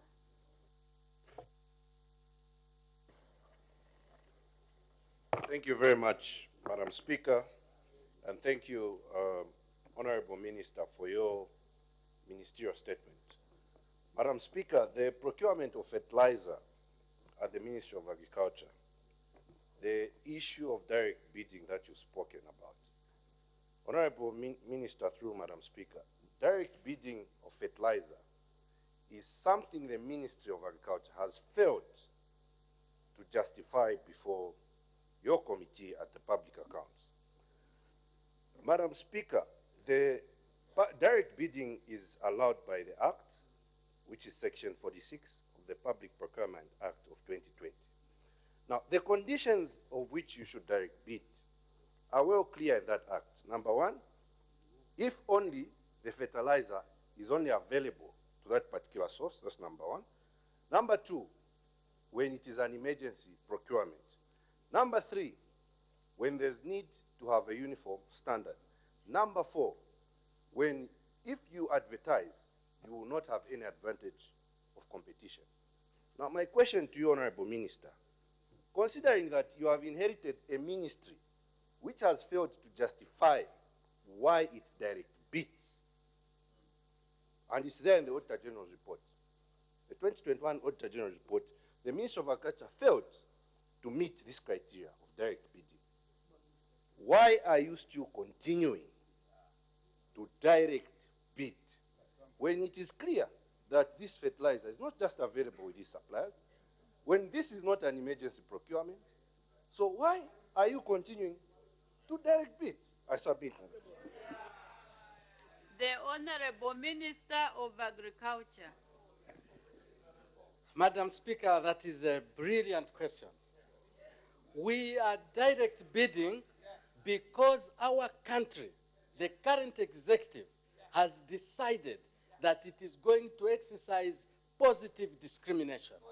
We are going to support our local industries. And, Madam Speaker, I will quote the very first factor that the Honorable Member said. He said you can direct bid if it is the only available source at that particular time. Right now in Zambia, we have got two companies producing D-compound, and that is NCZ and United Capital Fertilizer. So I'm very happy that you have educated us further, because that's why we direct bid. These are the only two companies supplying fertilizer, this particular fertilizer. Madam Speaker, we will not change. I thank you. The Honorable Member for Lunte. The point of order will come after him. Thank you so much, Madam Speaker, for this opportunity to interact with the Honorable Minister on the ministerial statement. Honorable Minister, on behalf of the people of Lunte, I must say I am happy for the assurance you have offered, which is that due process will be followed. That is on both open international bidding for urea and direct bidding for D-compound. Honorable Minister, both of these processes will result in paper trail, in contracts, in committees, meetings, minutes signed and not signed, and so on. Have you convinced your permanent secretary to ensure that these particular documents which will result from this process will be given to the Auditor General as he comes to audit, not the way he's behaving with the 2022 documents, refusing to offer the documents to the Auditor General? Thank you, Madam Speaker. The Honorable Minister of Agriculture. Madam Speaker, through you, the answer to the Honorable Member is yes. I thank you. Don't waste the time. Order. The Honorable Member for Bangweulu. Thank you, Madam Speaker. I'm rising on a point of order pursuant to Article 65, being factual. And I want to echo, first of all, what Honorable Fonalolo has submitted to this House, that for direct bidding, Madam Speaker, there are conditions to be met. There are conditions to be met in direct bidding. And the Minister is misleading this House and the country by saying that they are going to use the law for positive discrimination. I will read what is direct bidding in the ZPPA Act, what it implies. Direct bidding, according to the Act, is procurement method where a bid is obtained direct from a single bidder without competition. The Minister is telling this House that is going to direct bid from two. He mentioned the two local contractors, two companies, I mean. And I also further read, Madam Speaker, with your permission. Direct bidding works. It's the goods, works, or services are only available from a single source, and no reasonable alternative or substitute exists due to an emergency. This is what the law provides. Is the Minister of Agriculture in order to misguide himself and mislead the nation by saying they have decided to use positive discrimination while not following what the Act provides? I submit, Madam Speaker.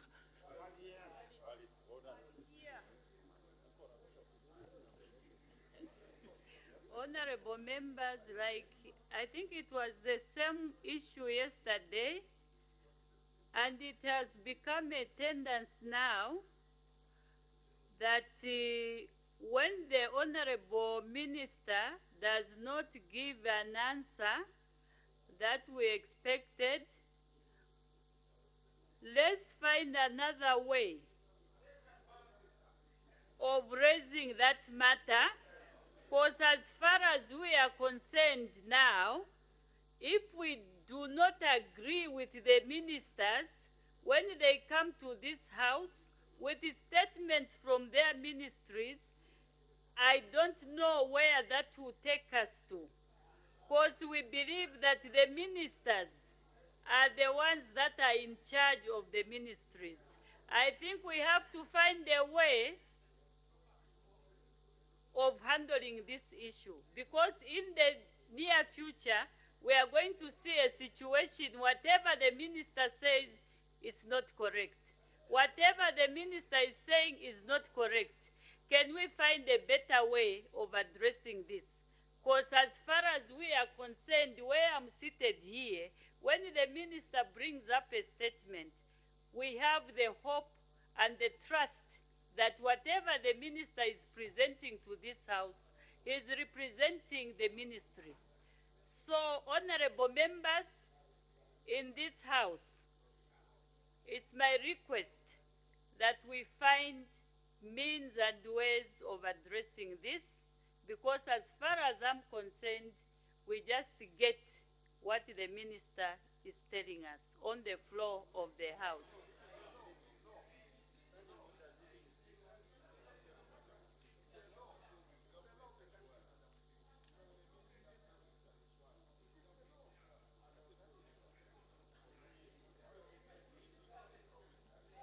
Order, honorable members. I think my message is very clear. I'll ask the Minister of Agriculture maybe to repeat the issue that is raising dust here. How is it supposed to be handled? What is the true reflection of the matter at hand? The Honorable Minister of Agriculture, please, can we have some order? Thank you very much, Madam Speaker. Madam Speaker, you put it absolutely clearly and well.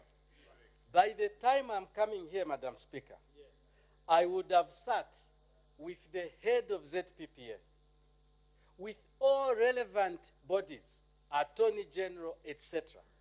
And that's why we speak with confidence. We do not speak of these things, we do not read these documents out of our own desire.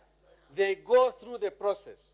As a member of cabinet, what I say affects the country, and therefore it is done with the utmost seriousness. Madam Speaker, I would like the honorable member not to bother by thinking that we'll do something wrong. If we do something wrong, we have got avenues which can be used to correct. But as at now, we are going to use positive discrimination, direct bid to NCZ, our own company, and United Capital Fertilizer, because the two companies are producing D compound.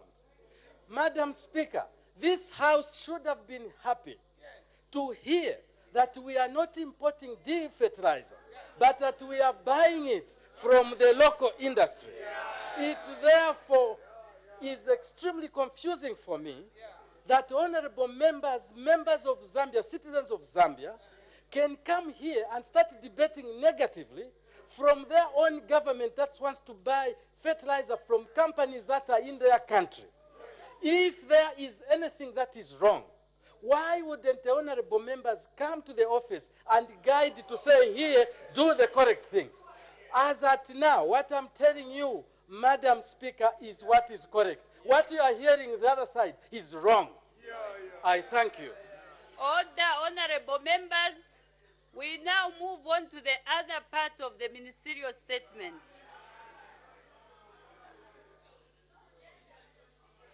The Honorable Minister of Agriculture, please conduct your ministerial statement. We are not making progress.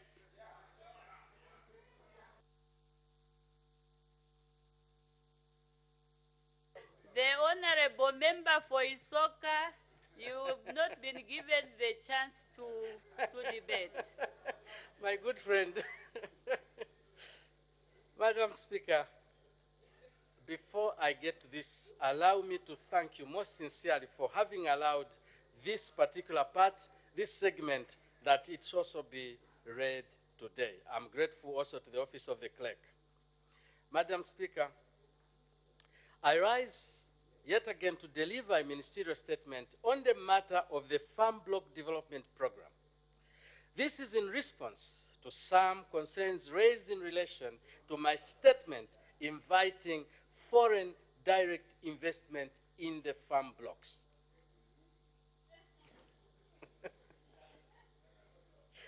Madam Speaker, the new Dawn administration has prioritized agriculture as the engine for economic development, for job creation and growth. If there is one program in the agriculture sector that can help government transform the sector in Zambia, it is the Farm Block Development Program. Since the year 2006, successive governments have identified farm blocks as among the foundation stones for the country's rural development policy. This has been demonstrated by prioritization of the Farm Block Development Program in the 60th National Development Plan, the revised 60th National Development Plan, the 7th National Development Plan, and, Madam Speaker, currently the 8th National Development Plan.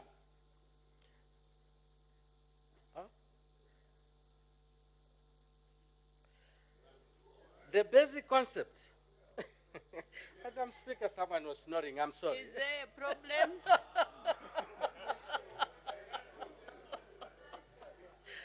Madam Speaker.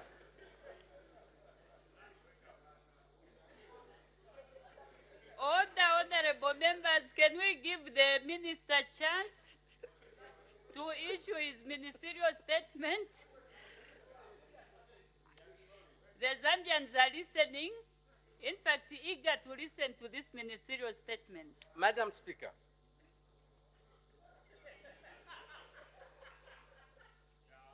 The Honorable Member for Chinsali. The Honorable Member for Chinsali, please don't distract the minister who's Madam, on the they floor. snore and then they are disturbing. I mean, the basic concept of a farm block is that government earmarks land in collaboration with the traditional leaders for purposes of promoting commercial agriculture.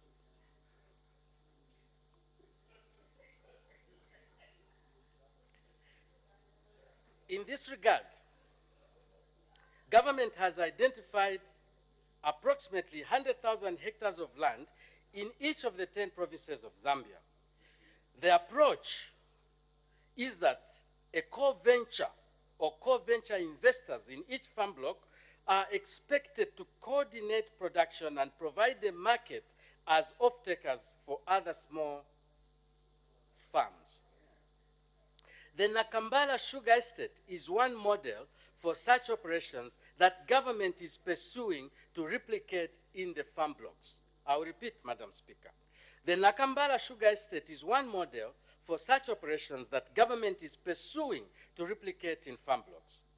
Operated in this manner, farm blocks are expected to accelerate agricultural growth, value addition, and generation of the much-needed export earnings for the benefit of surrounding communities and the country as a whole.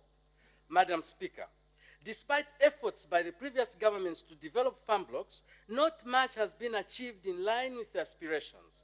One of the key reasons why the intentions have not been actualized is the failure to attract credible investors into the farm blocks. This has largely been a consequence of lack of infrastructure and an organized public support service to attract investors. Madam Speaker, to this effect, the New Dawn government of His Excellency, Mr. Hakainde Hichilema, President of the Republic of Zambia, has placed the farm block model at the center of the development and commercialization of agricultural land using the Farm Block Development Program. The targeted farm blocks include Nansanga in Central, Luena in Luapula, Mushindano in Northwestern, Kalumango in Western, Luswishi in Copperbelt, Mansha in Mchinga, Musokotwani in Southern, Chikumbiro in Eastern, Shikaweta in Lusaka, and Kalungwishi in Northern Province. Each farm block is designed to have 4 categories of farms, namely small scale, about 5 to 10 hectares, medium scale, about 11 to 101 hectares, commercial, about 101 to 1,000, and a core venture with allocation of land of up to 10,000 hectares. Learning from past mistakes, Madam Speaker, and pursuant to the UPND manifesto's aim of increasing agricultural productivity and profitability, government has provided renewed impetus towards development of the farm blocks. Critical is the issue of attracting and availing land for large-scale agribusiness investments by both local and foreign private sector businesses. The private sector businesses, Madam Speaker, are expected to work with the small-scale farmers in the localities that they will invest.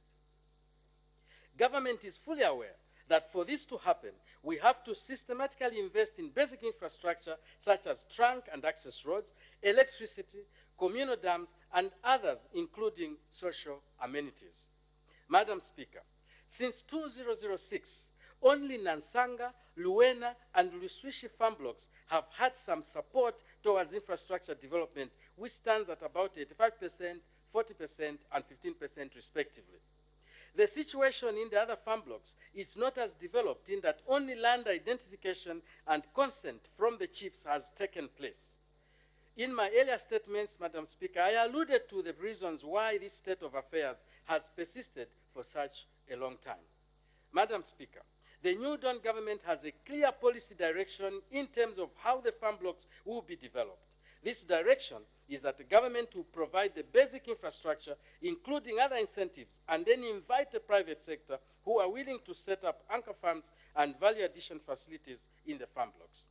Madam Speaker, for the benefit of the nation, I wish to reiterate that these investors could be local or foreign and must be ready to use their financial and other resources to immediately start to develop the land for agriculture production purposes, especially for the priority crops.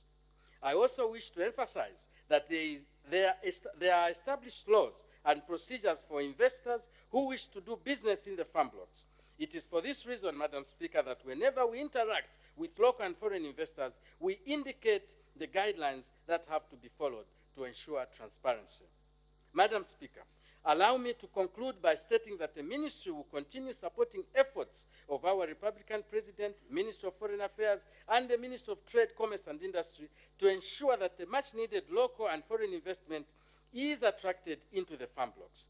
My call, Madam Speaker, is to all like-minded Zambians to support these efforts so that our youths, Madam Speaker, our youths, our women, and our disadvantaged groups in our society can benefit meaningfully from this important program. This can only happen in our local small-scale farmers. This can only happen if our local small-scale farmers work in partnership with local and foreign investors.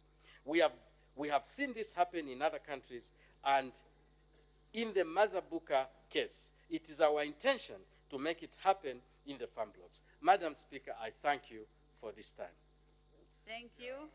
Honorable members are now free to ask questions on points of clarification on the ministerial statement given by the Minister of Agriculture. The Honorable Member for Luena. Thank you very much, Madam Speaker. Honorable Minister, when you were reading out the names of the farm blocks and where they are located, the people of Luena constituents thought they didn't hear any farm block in Western Province. Would you confirm that to be the case? And if that is the case, is the government open to the idea of supporting any investors that would be considering investing in farm block-like areas in Western Province? Because the people of Stoya, Mabiri, Nangula, Ndanda are willing to make land available so that they can also develop their areas through agriculture. Thank you. The Honorable Minister of Agriculture. Madam Speaker, I thank the Honorable Member. In the Western Province, Madam Speaker, we have Kalumwange. And the Honorable Minister for Western Province is always in touch, including this morning he was talking about it. So we could have a discussion with the Honorable Member who asked the question so that I give him more details. Madam Speaker, I thank you. Thank you. The Honorable Member for Feira. Thank you, Madam Speaker. Minister, I thank you for your statement. Madam Speaker, I just want to address myself the fact that the Minister said that in the past, investors are the ones that have not been attracted to these farming blocks. We in Luangwa were also very interested in these farming blocks. However, my interest is, why can't we, yesterday we were just talking about empowering Zambians, and I know that people express their views. Why can't we reserve these farming blocks for Zambians? If there's been any failures with investment, that's why the government is there. For me, I want a situation where Zambians take a leading role in the running of the economy of this country. Therefore, I just want to find out why it took, and I know when you say foreign and local investors, we are basically talking about foreign investors. You've asked too many, I think two times the same question. Just to conclude your question. Yes, my question is, why can't all these 1 million hectares of land, which is 100,000 per province, be given to Zambians and be supported accordingly? Thank you. Thank you. The Honorable Minister of Agriculture. Thank you, Madam Speaker, and I thank the Honorable Member for Feira. Madam Speaker, land is available in Zambia. The difference is that in the farm blocks, we would have some added advantage because there will be infrastructure put in place. Madam Speaker, there is no limitation whatsoever for Zambians to apply for this land. So honorable members could inform their constituents that they are free to apply for land in these farm blocks. However, farmers are also graduated. There are small-scale farmers, there are medium-scale farmers, and there are commercial farmers. A lot of times, probably, we haven't reached the stage yet where we can invest millions of dollars so that we can have what we'd call meaningful investments. Let us take an example of Kafue, the Mazabuka sugar estate. That is the type of thing we should be looking towards to. And if we as Zambians do not have the funds, we should attract outsiders. But I want to assure the member, Madam Speaker, that a lot of Zambians have applied for land in these farm blocks, and we will not reject their applications. I thank you. The Honorable Member for Kabwe Central.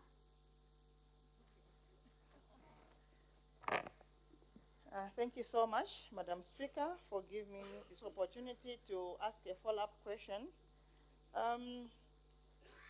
Madam Speaker, I'm so excited with this ministerial statement because it has been my dream that in Zambia we open up farm blocks, especially value addition plants, where our people will access markets where to sell their produce.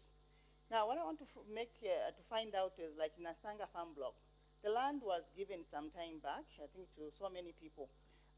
Was there any piece of land that was left for investors who would want to put up processing plants for value addition, so that we know that that area has been left for such people, and also the guidelines, when are they going to be availed to the people who would want to develop, especially in areas to do with value addition? Thank you.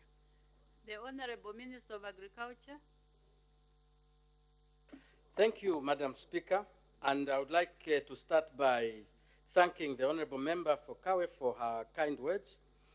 I would like to confirm that there are certain areas where the farm blocks have developed significantly, and Nansanga is one such farm block. However, that does not mean that we do not have land which we can give. So if you have got interest, especially in processing plants, Madam, I would encourage you, Honorable Member, to apply, and also let's have a physical chat. We will definitely support you. That I can assure you. And that does not necessarily mean that I'm talking to you. I'm talking to the nation, including all the other members. When you have got a tangible, strong program and project in these farm blocks, that's what we are looking for. We'll be very happy to discuss with you, give you land as quickly as possible so that you can start the processing of whatever you want to process. I thank you, Madam Speaker. The Honorable Member for Shuangandu. Thank you so much, Madam Speaker. Madam Speaker, I want to press it on record that one of our major functions here as legislators is to formulate the laws. And so when you see us referring to the pieces of legislation that we feel are being breached, it's within our mandate. And that's how it should be. And we should hold accountable our colleagues using the same pieces of legislation. And premised on that, Madam Speaker, I want to find out from the Honorable Minister. Honorable Minister, the elephant in the room should have been the piece of land you have offered to the Kenyans, because you could have taken advantage of that statement to clear the air so that the Zambian people understand what concept you are using.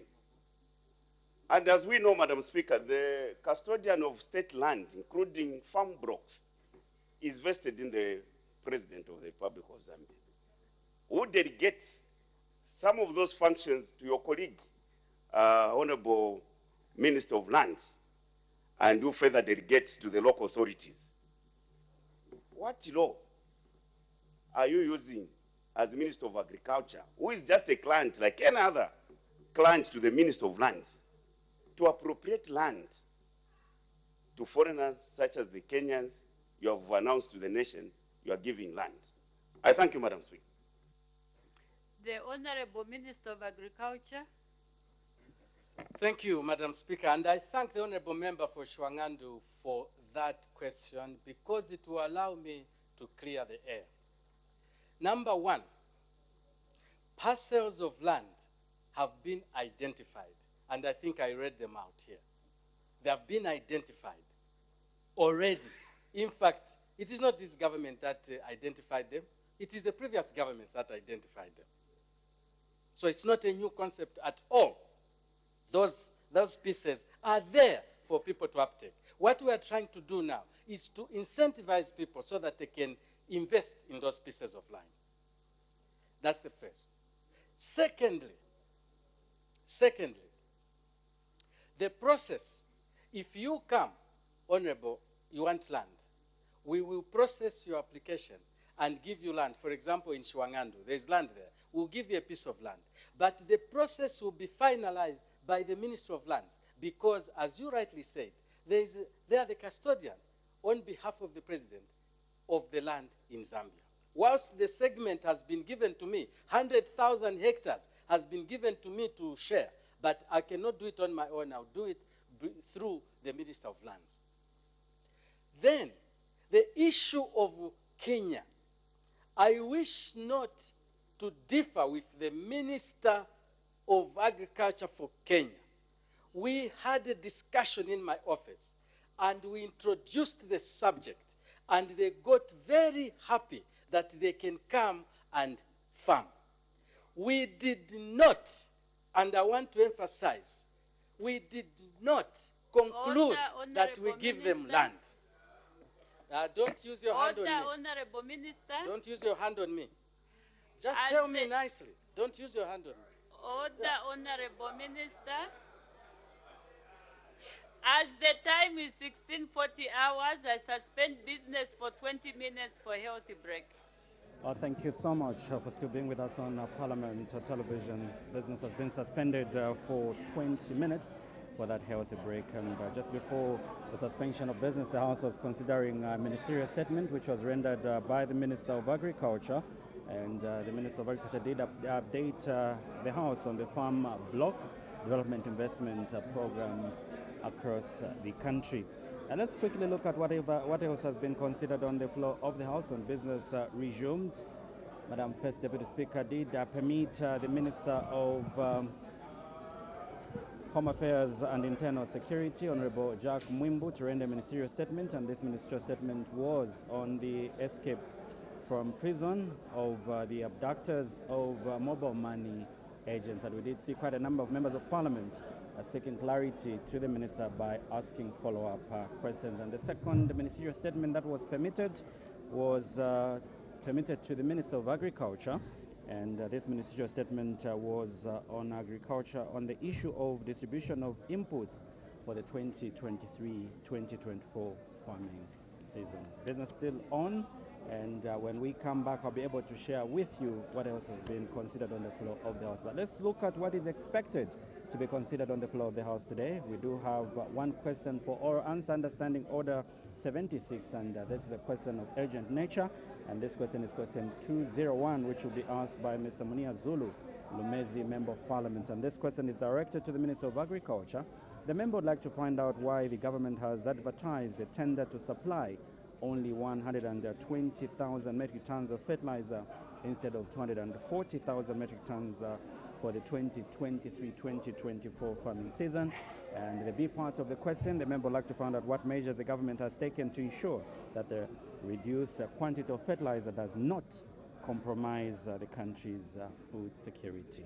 The other question for oral answer, understanding Order 74, and these are ordinary questions, is question 202, which will come from Mr. Sunday Chanda, who is Kanchibia Member of Parliament, and directing the question to the Minister of Agriculture. I'd like to find out what measures the government is taking to promote house avocado farming. And the other question, question 203, from Mr. P. Piri Mukaika, Member of Parliament, directing the question to the Local Government and Rural Development. I'll share with you the other questions and what else is expected to be considered on the floor of the House just before we cross back to the floor of the House for resumption of business. Keep watching Parliament Television. We'll take a short break.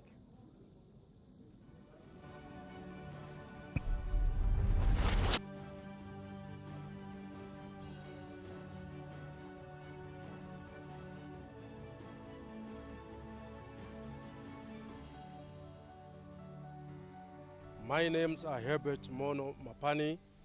I was born in 1974 in Senazongwe district, where my father was a teacher. I'm in a family of 7, and I'm the third born.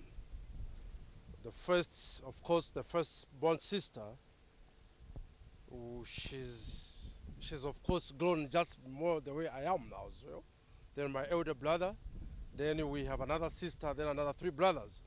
My father's names are Samson Mono Mapani, whilst my mother is Florence Njase Mapani. Like I said, I was born in 1974 in Senazongwe district, and I found myself there because my father was a primary school teacher. I started my grade 1 education at Kanchindu Primary School in Senazongwe district. Thereafter, my father was transferred to Siavonga, and that's where I continued my primary education up to grade 7. From Siavonga Chirindi Primary School, I went to Choma Secondary School, where I did my secondary education. Thereafter, I went to a couple of colleges. I went to NIPA, where I did my diploma in management studies. I went to the University of Zambia where I did my legal degree. I did my master's from UNILAS, this University of Lusaka. My master's is as well under the Faculty of Law. I majored in the human rights. Human rights. Basically, that is all about my education background. I'm a married person with 3 children. My wife is Charity Msonda. I got married in 1999, and we have 3 children.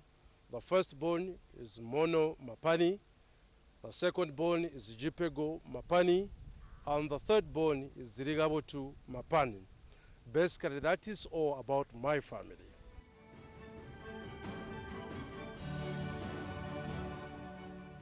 I am a member of parliament for Namala constituency. Namala constituency has got 4 chiefdoms. We have senior chief Mungaila chiefdom, we have senior Nalubamba chiefdom, we have chief Mujila chiefdom, and we have Mugobela. So in total we have 4 chiefdoms, and we have 16 wards in our constituency. We have Mbeza ward, we have Nakamboma ward, we have Chitongo ward, we have Mandondo ward, we have Kablamwanda ward, we have Namsonde ward, we have Kantengo ward, we have Mala ward, we have Bambwe ward, Namala Central ward, we have Ngabo. Under Chief Mujila, we have Mobola ward, we have Namagube ward, we have Ndema ward, Ichila and Itapo ward. In total, we have 16 wards. And I'm privileged to have been elected as the earlier member of parliament for the Sam constituency.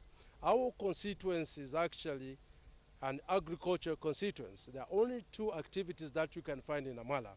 We are talking crop agriculture and livestock agriculture, which is actually 2. And the people, really, their lives depends on agriculture, nothing else. And it's for this very reason that even when we're in parliament and on other platforms, we have to continue speaking about what happens in Namala. Actually, at the moment, Namala is the #1 beef producing constituency or district in this country. And we like to be actually to save people who are actually #1 in that area. Still, when it comes to crop agriculture, we are privileged that actually under Chief Mujira, we compete actually favorably among other constituencies in this country. Meaning as well on crop agriculture, we are not doing bad. Basically, that is what is happening in our constituency.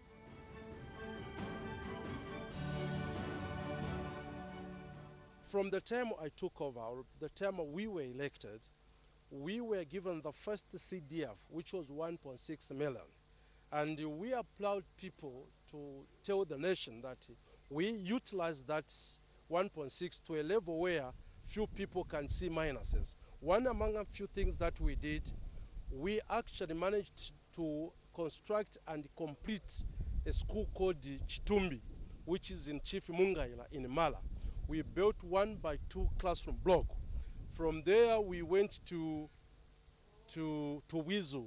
Wizu is another community school, which is 1x2. It is in Chief Nalubamba in Mbeza. We built another 1x2, which we did in Chief Mujila, and that is in Mobola Ward, and it's called St. Margaret's Primary School or Community School. From there, we did again a 1x2 in Kehi. Kehi is in Kabulamanda Ward. And finally, we did one also in Santi. And Santi is 1x2 classroom block as well, which is a community school. So at the moment, we are proud to tell the people of Zambia that we have done about 5 1x2 classroom blocks in different areas of our constituencies. Apart from that, we have also done a road from Nico to Magava. It was under CDF. Now, apart from the CDF project that I've just mentioned, we are happy that the government of Zambia helped as well to do the Nico Monze Road. So these days now, the people of Namala to get to Lusaka, we don't need to go through Choma, Pemba, what and what. Straight when we get to Nico, we connect into Monze, and here we get to Lusaka. So I'm proud to tell the people of Namala that with this project that we have done so far, I think those who are reasonably and well in issues or matters of supporting or situations of supporting projects, they'll give us a grade that we'll never forget because of what we have done in less than a year. Because I'll tell you what, to get to Namwala previously, it used to take about 6 or 7 hours from Lusaka. But these days, because of the road that has been worked on, the Monze-Nico road, we actually only do 3 hours, 30 minutes. We are in Namwala. And this is what we have been looking for. However, there are a couple of issues that still needs attention. We have been given the 25.7 million under CDF. And we are aware that now CDF is given to the people direct under the decentralization policy which the new Dawn government is promoting or has actually implemented.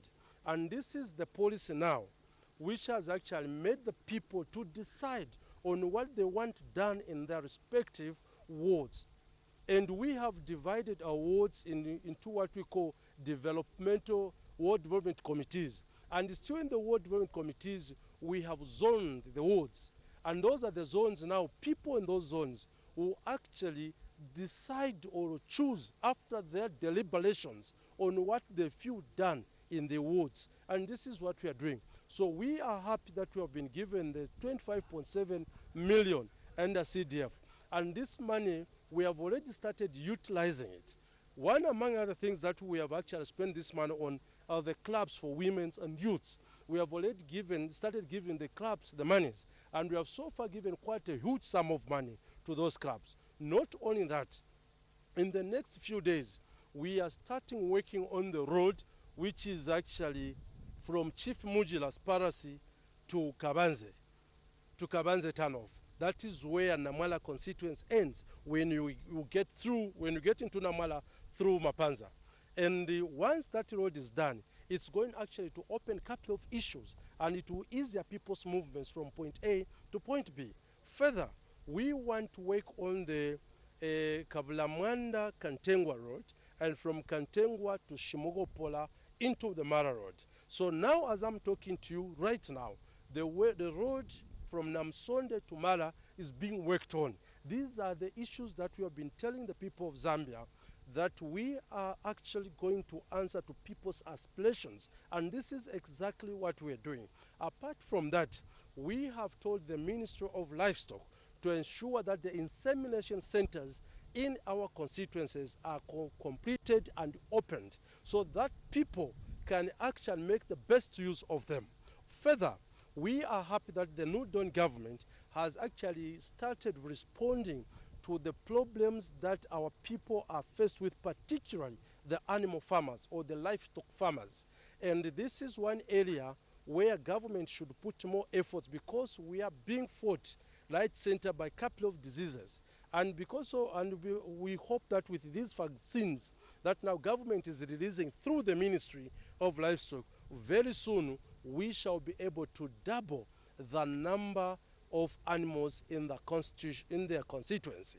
Apart from that, the issue of fertilizer that is now directed to the crop farmers, that the system now that we are going to use, particularly on making deposits, we are not going to allow any more cooperatives to go and deposit on behalf of the farmers, but the farmers will have to get there personally to go, or in person to go and actually do or make the deposits themselves.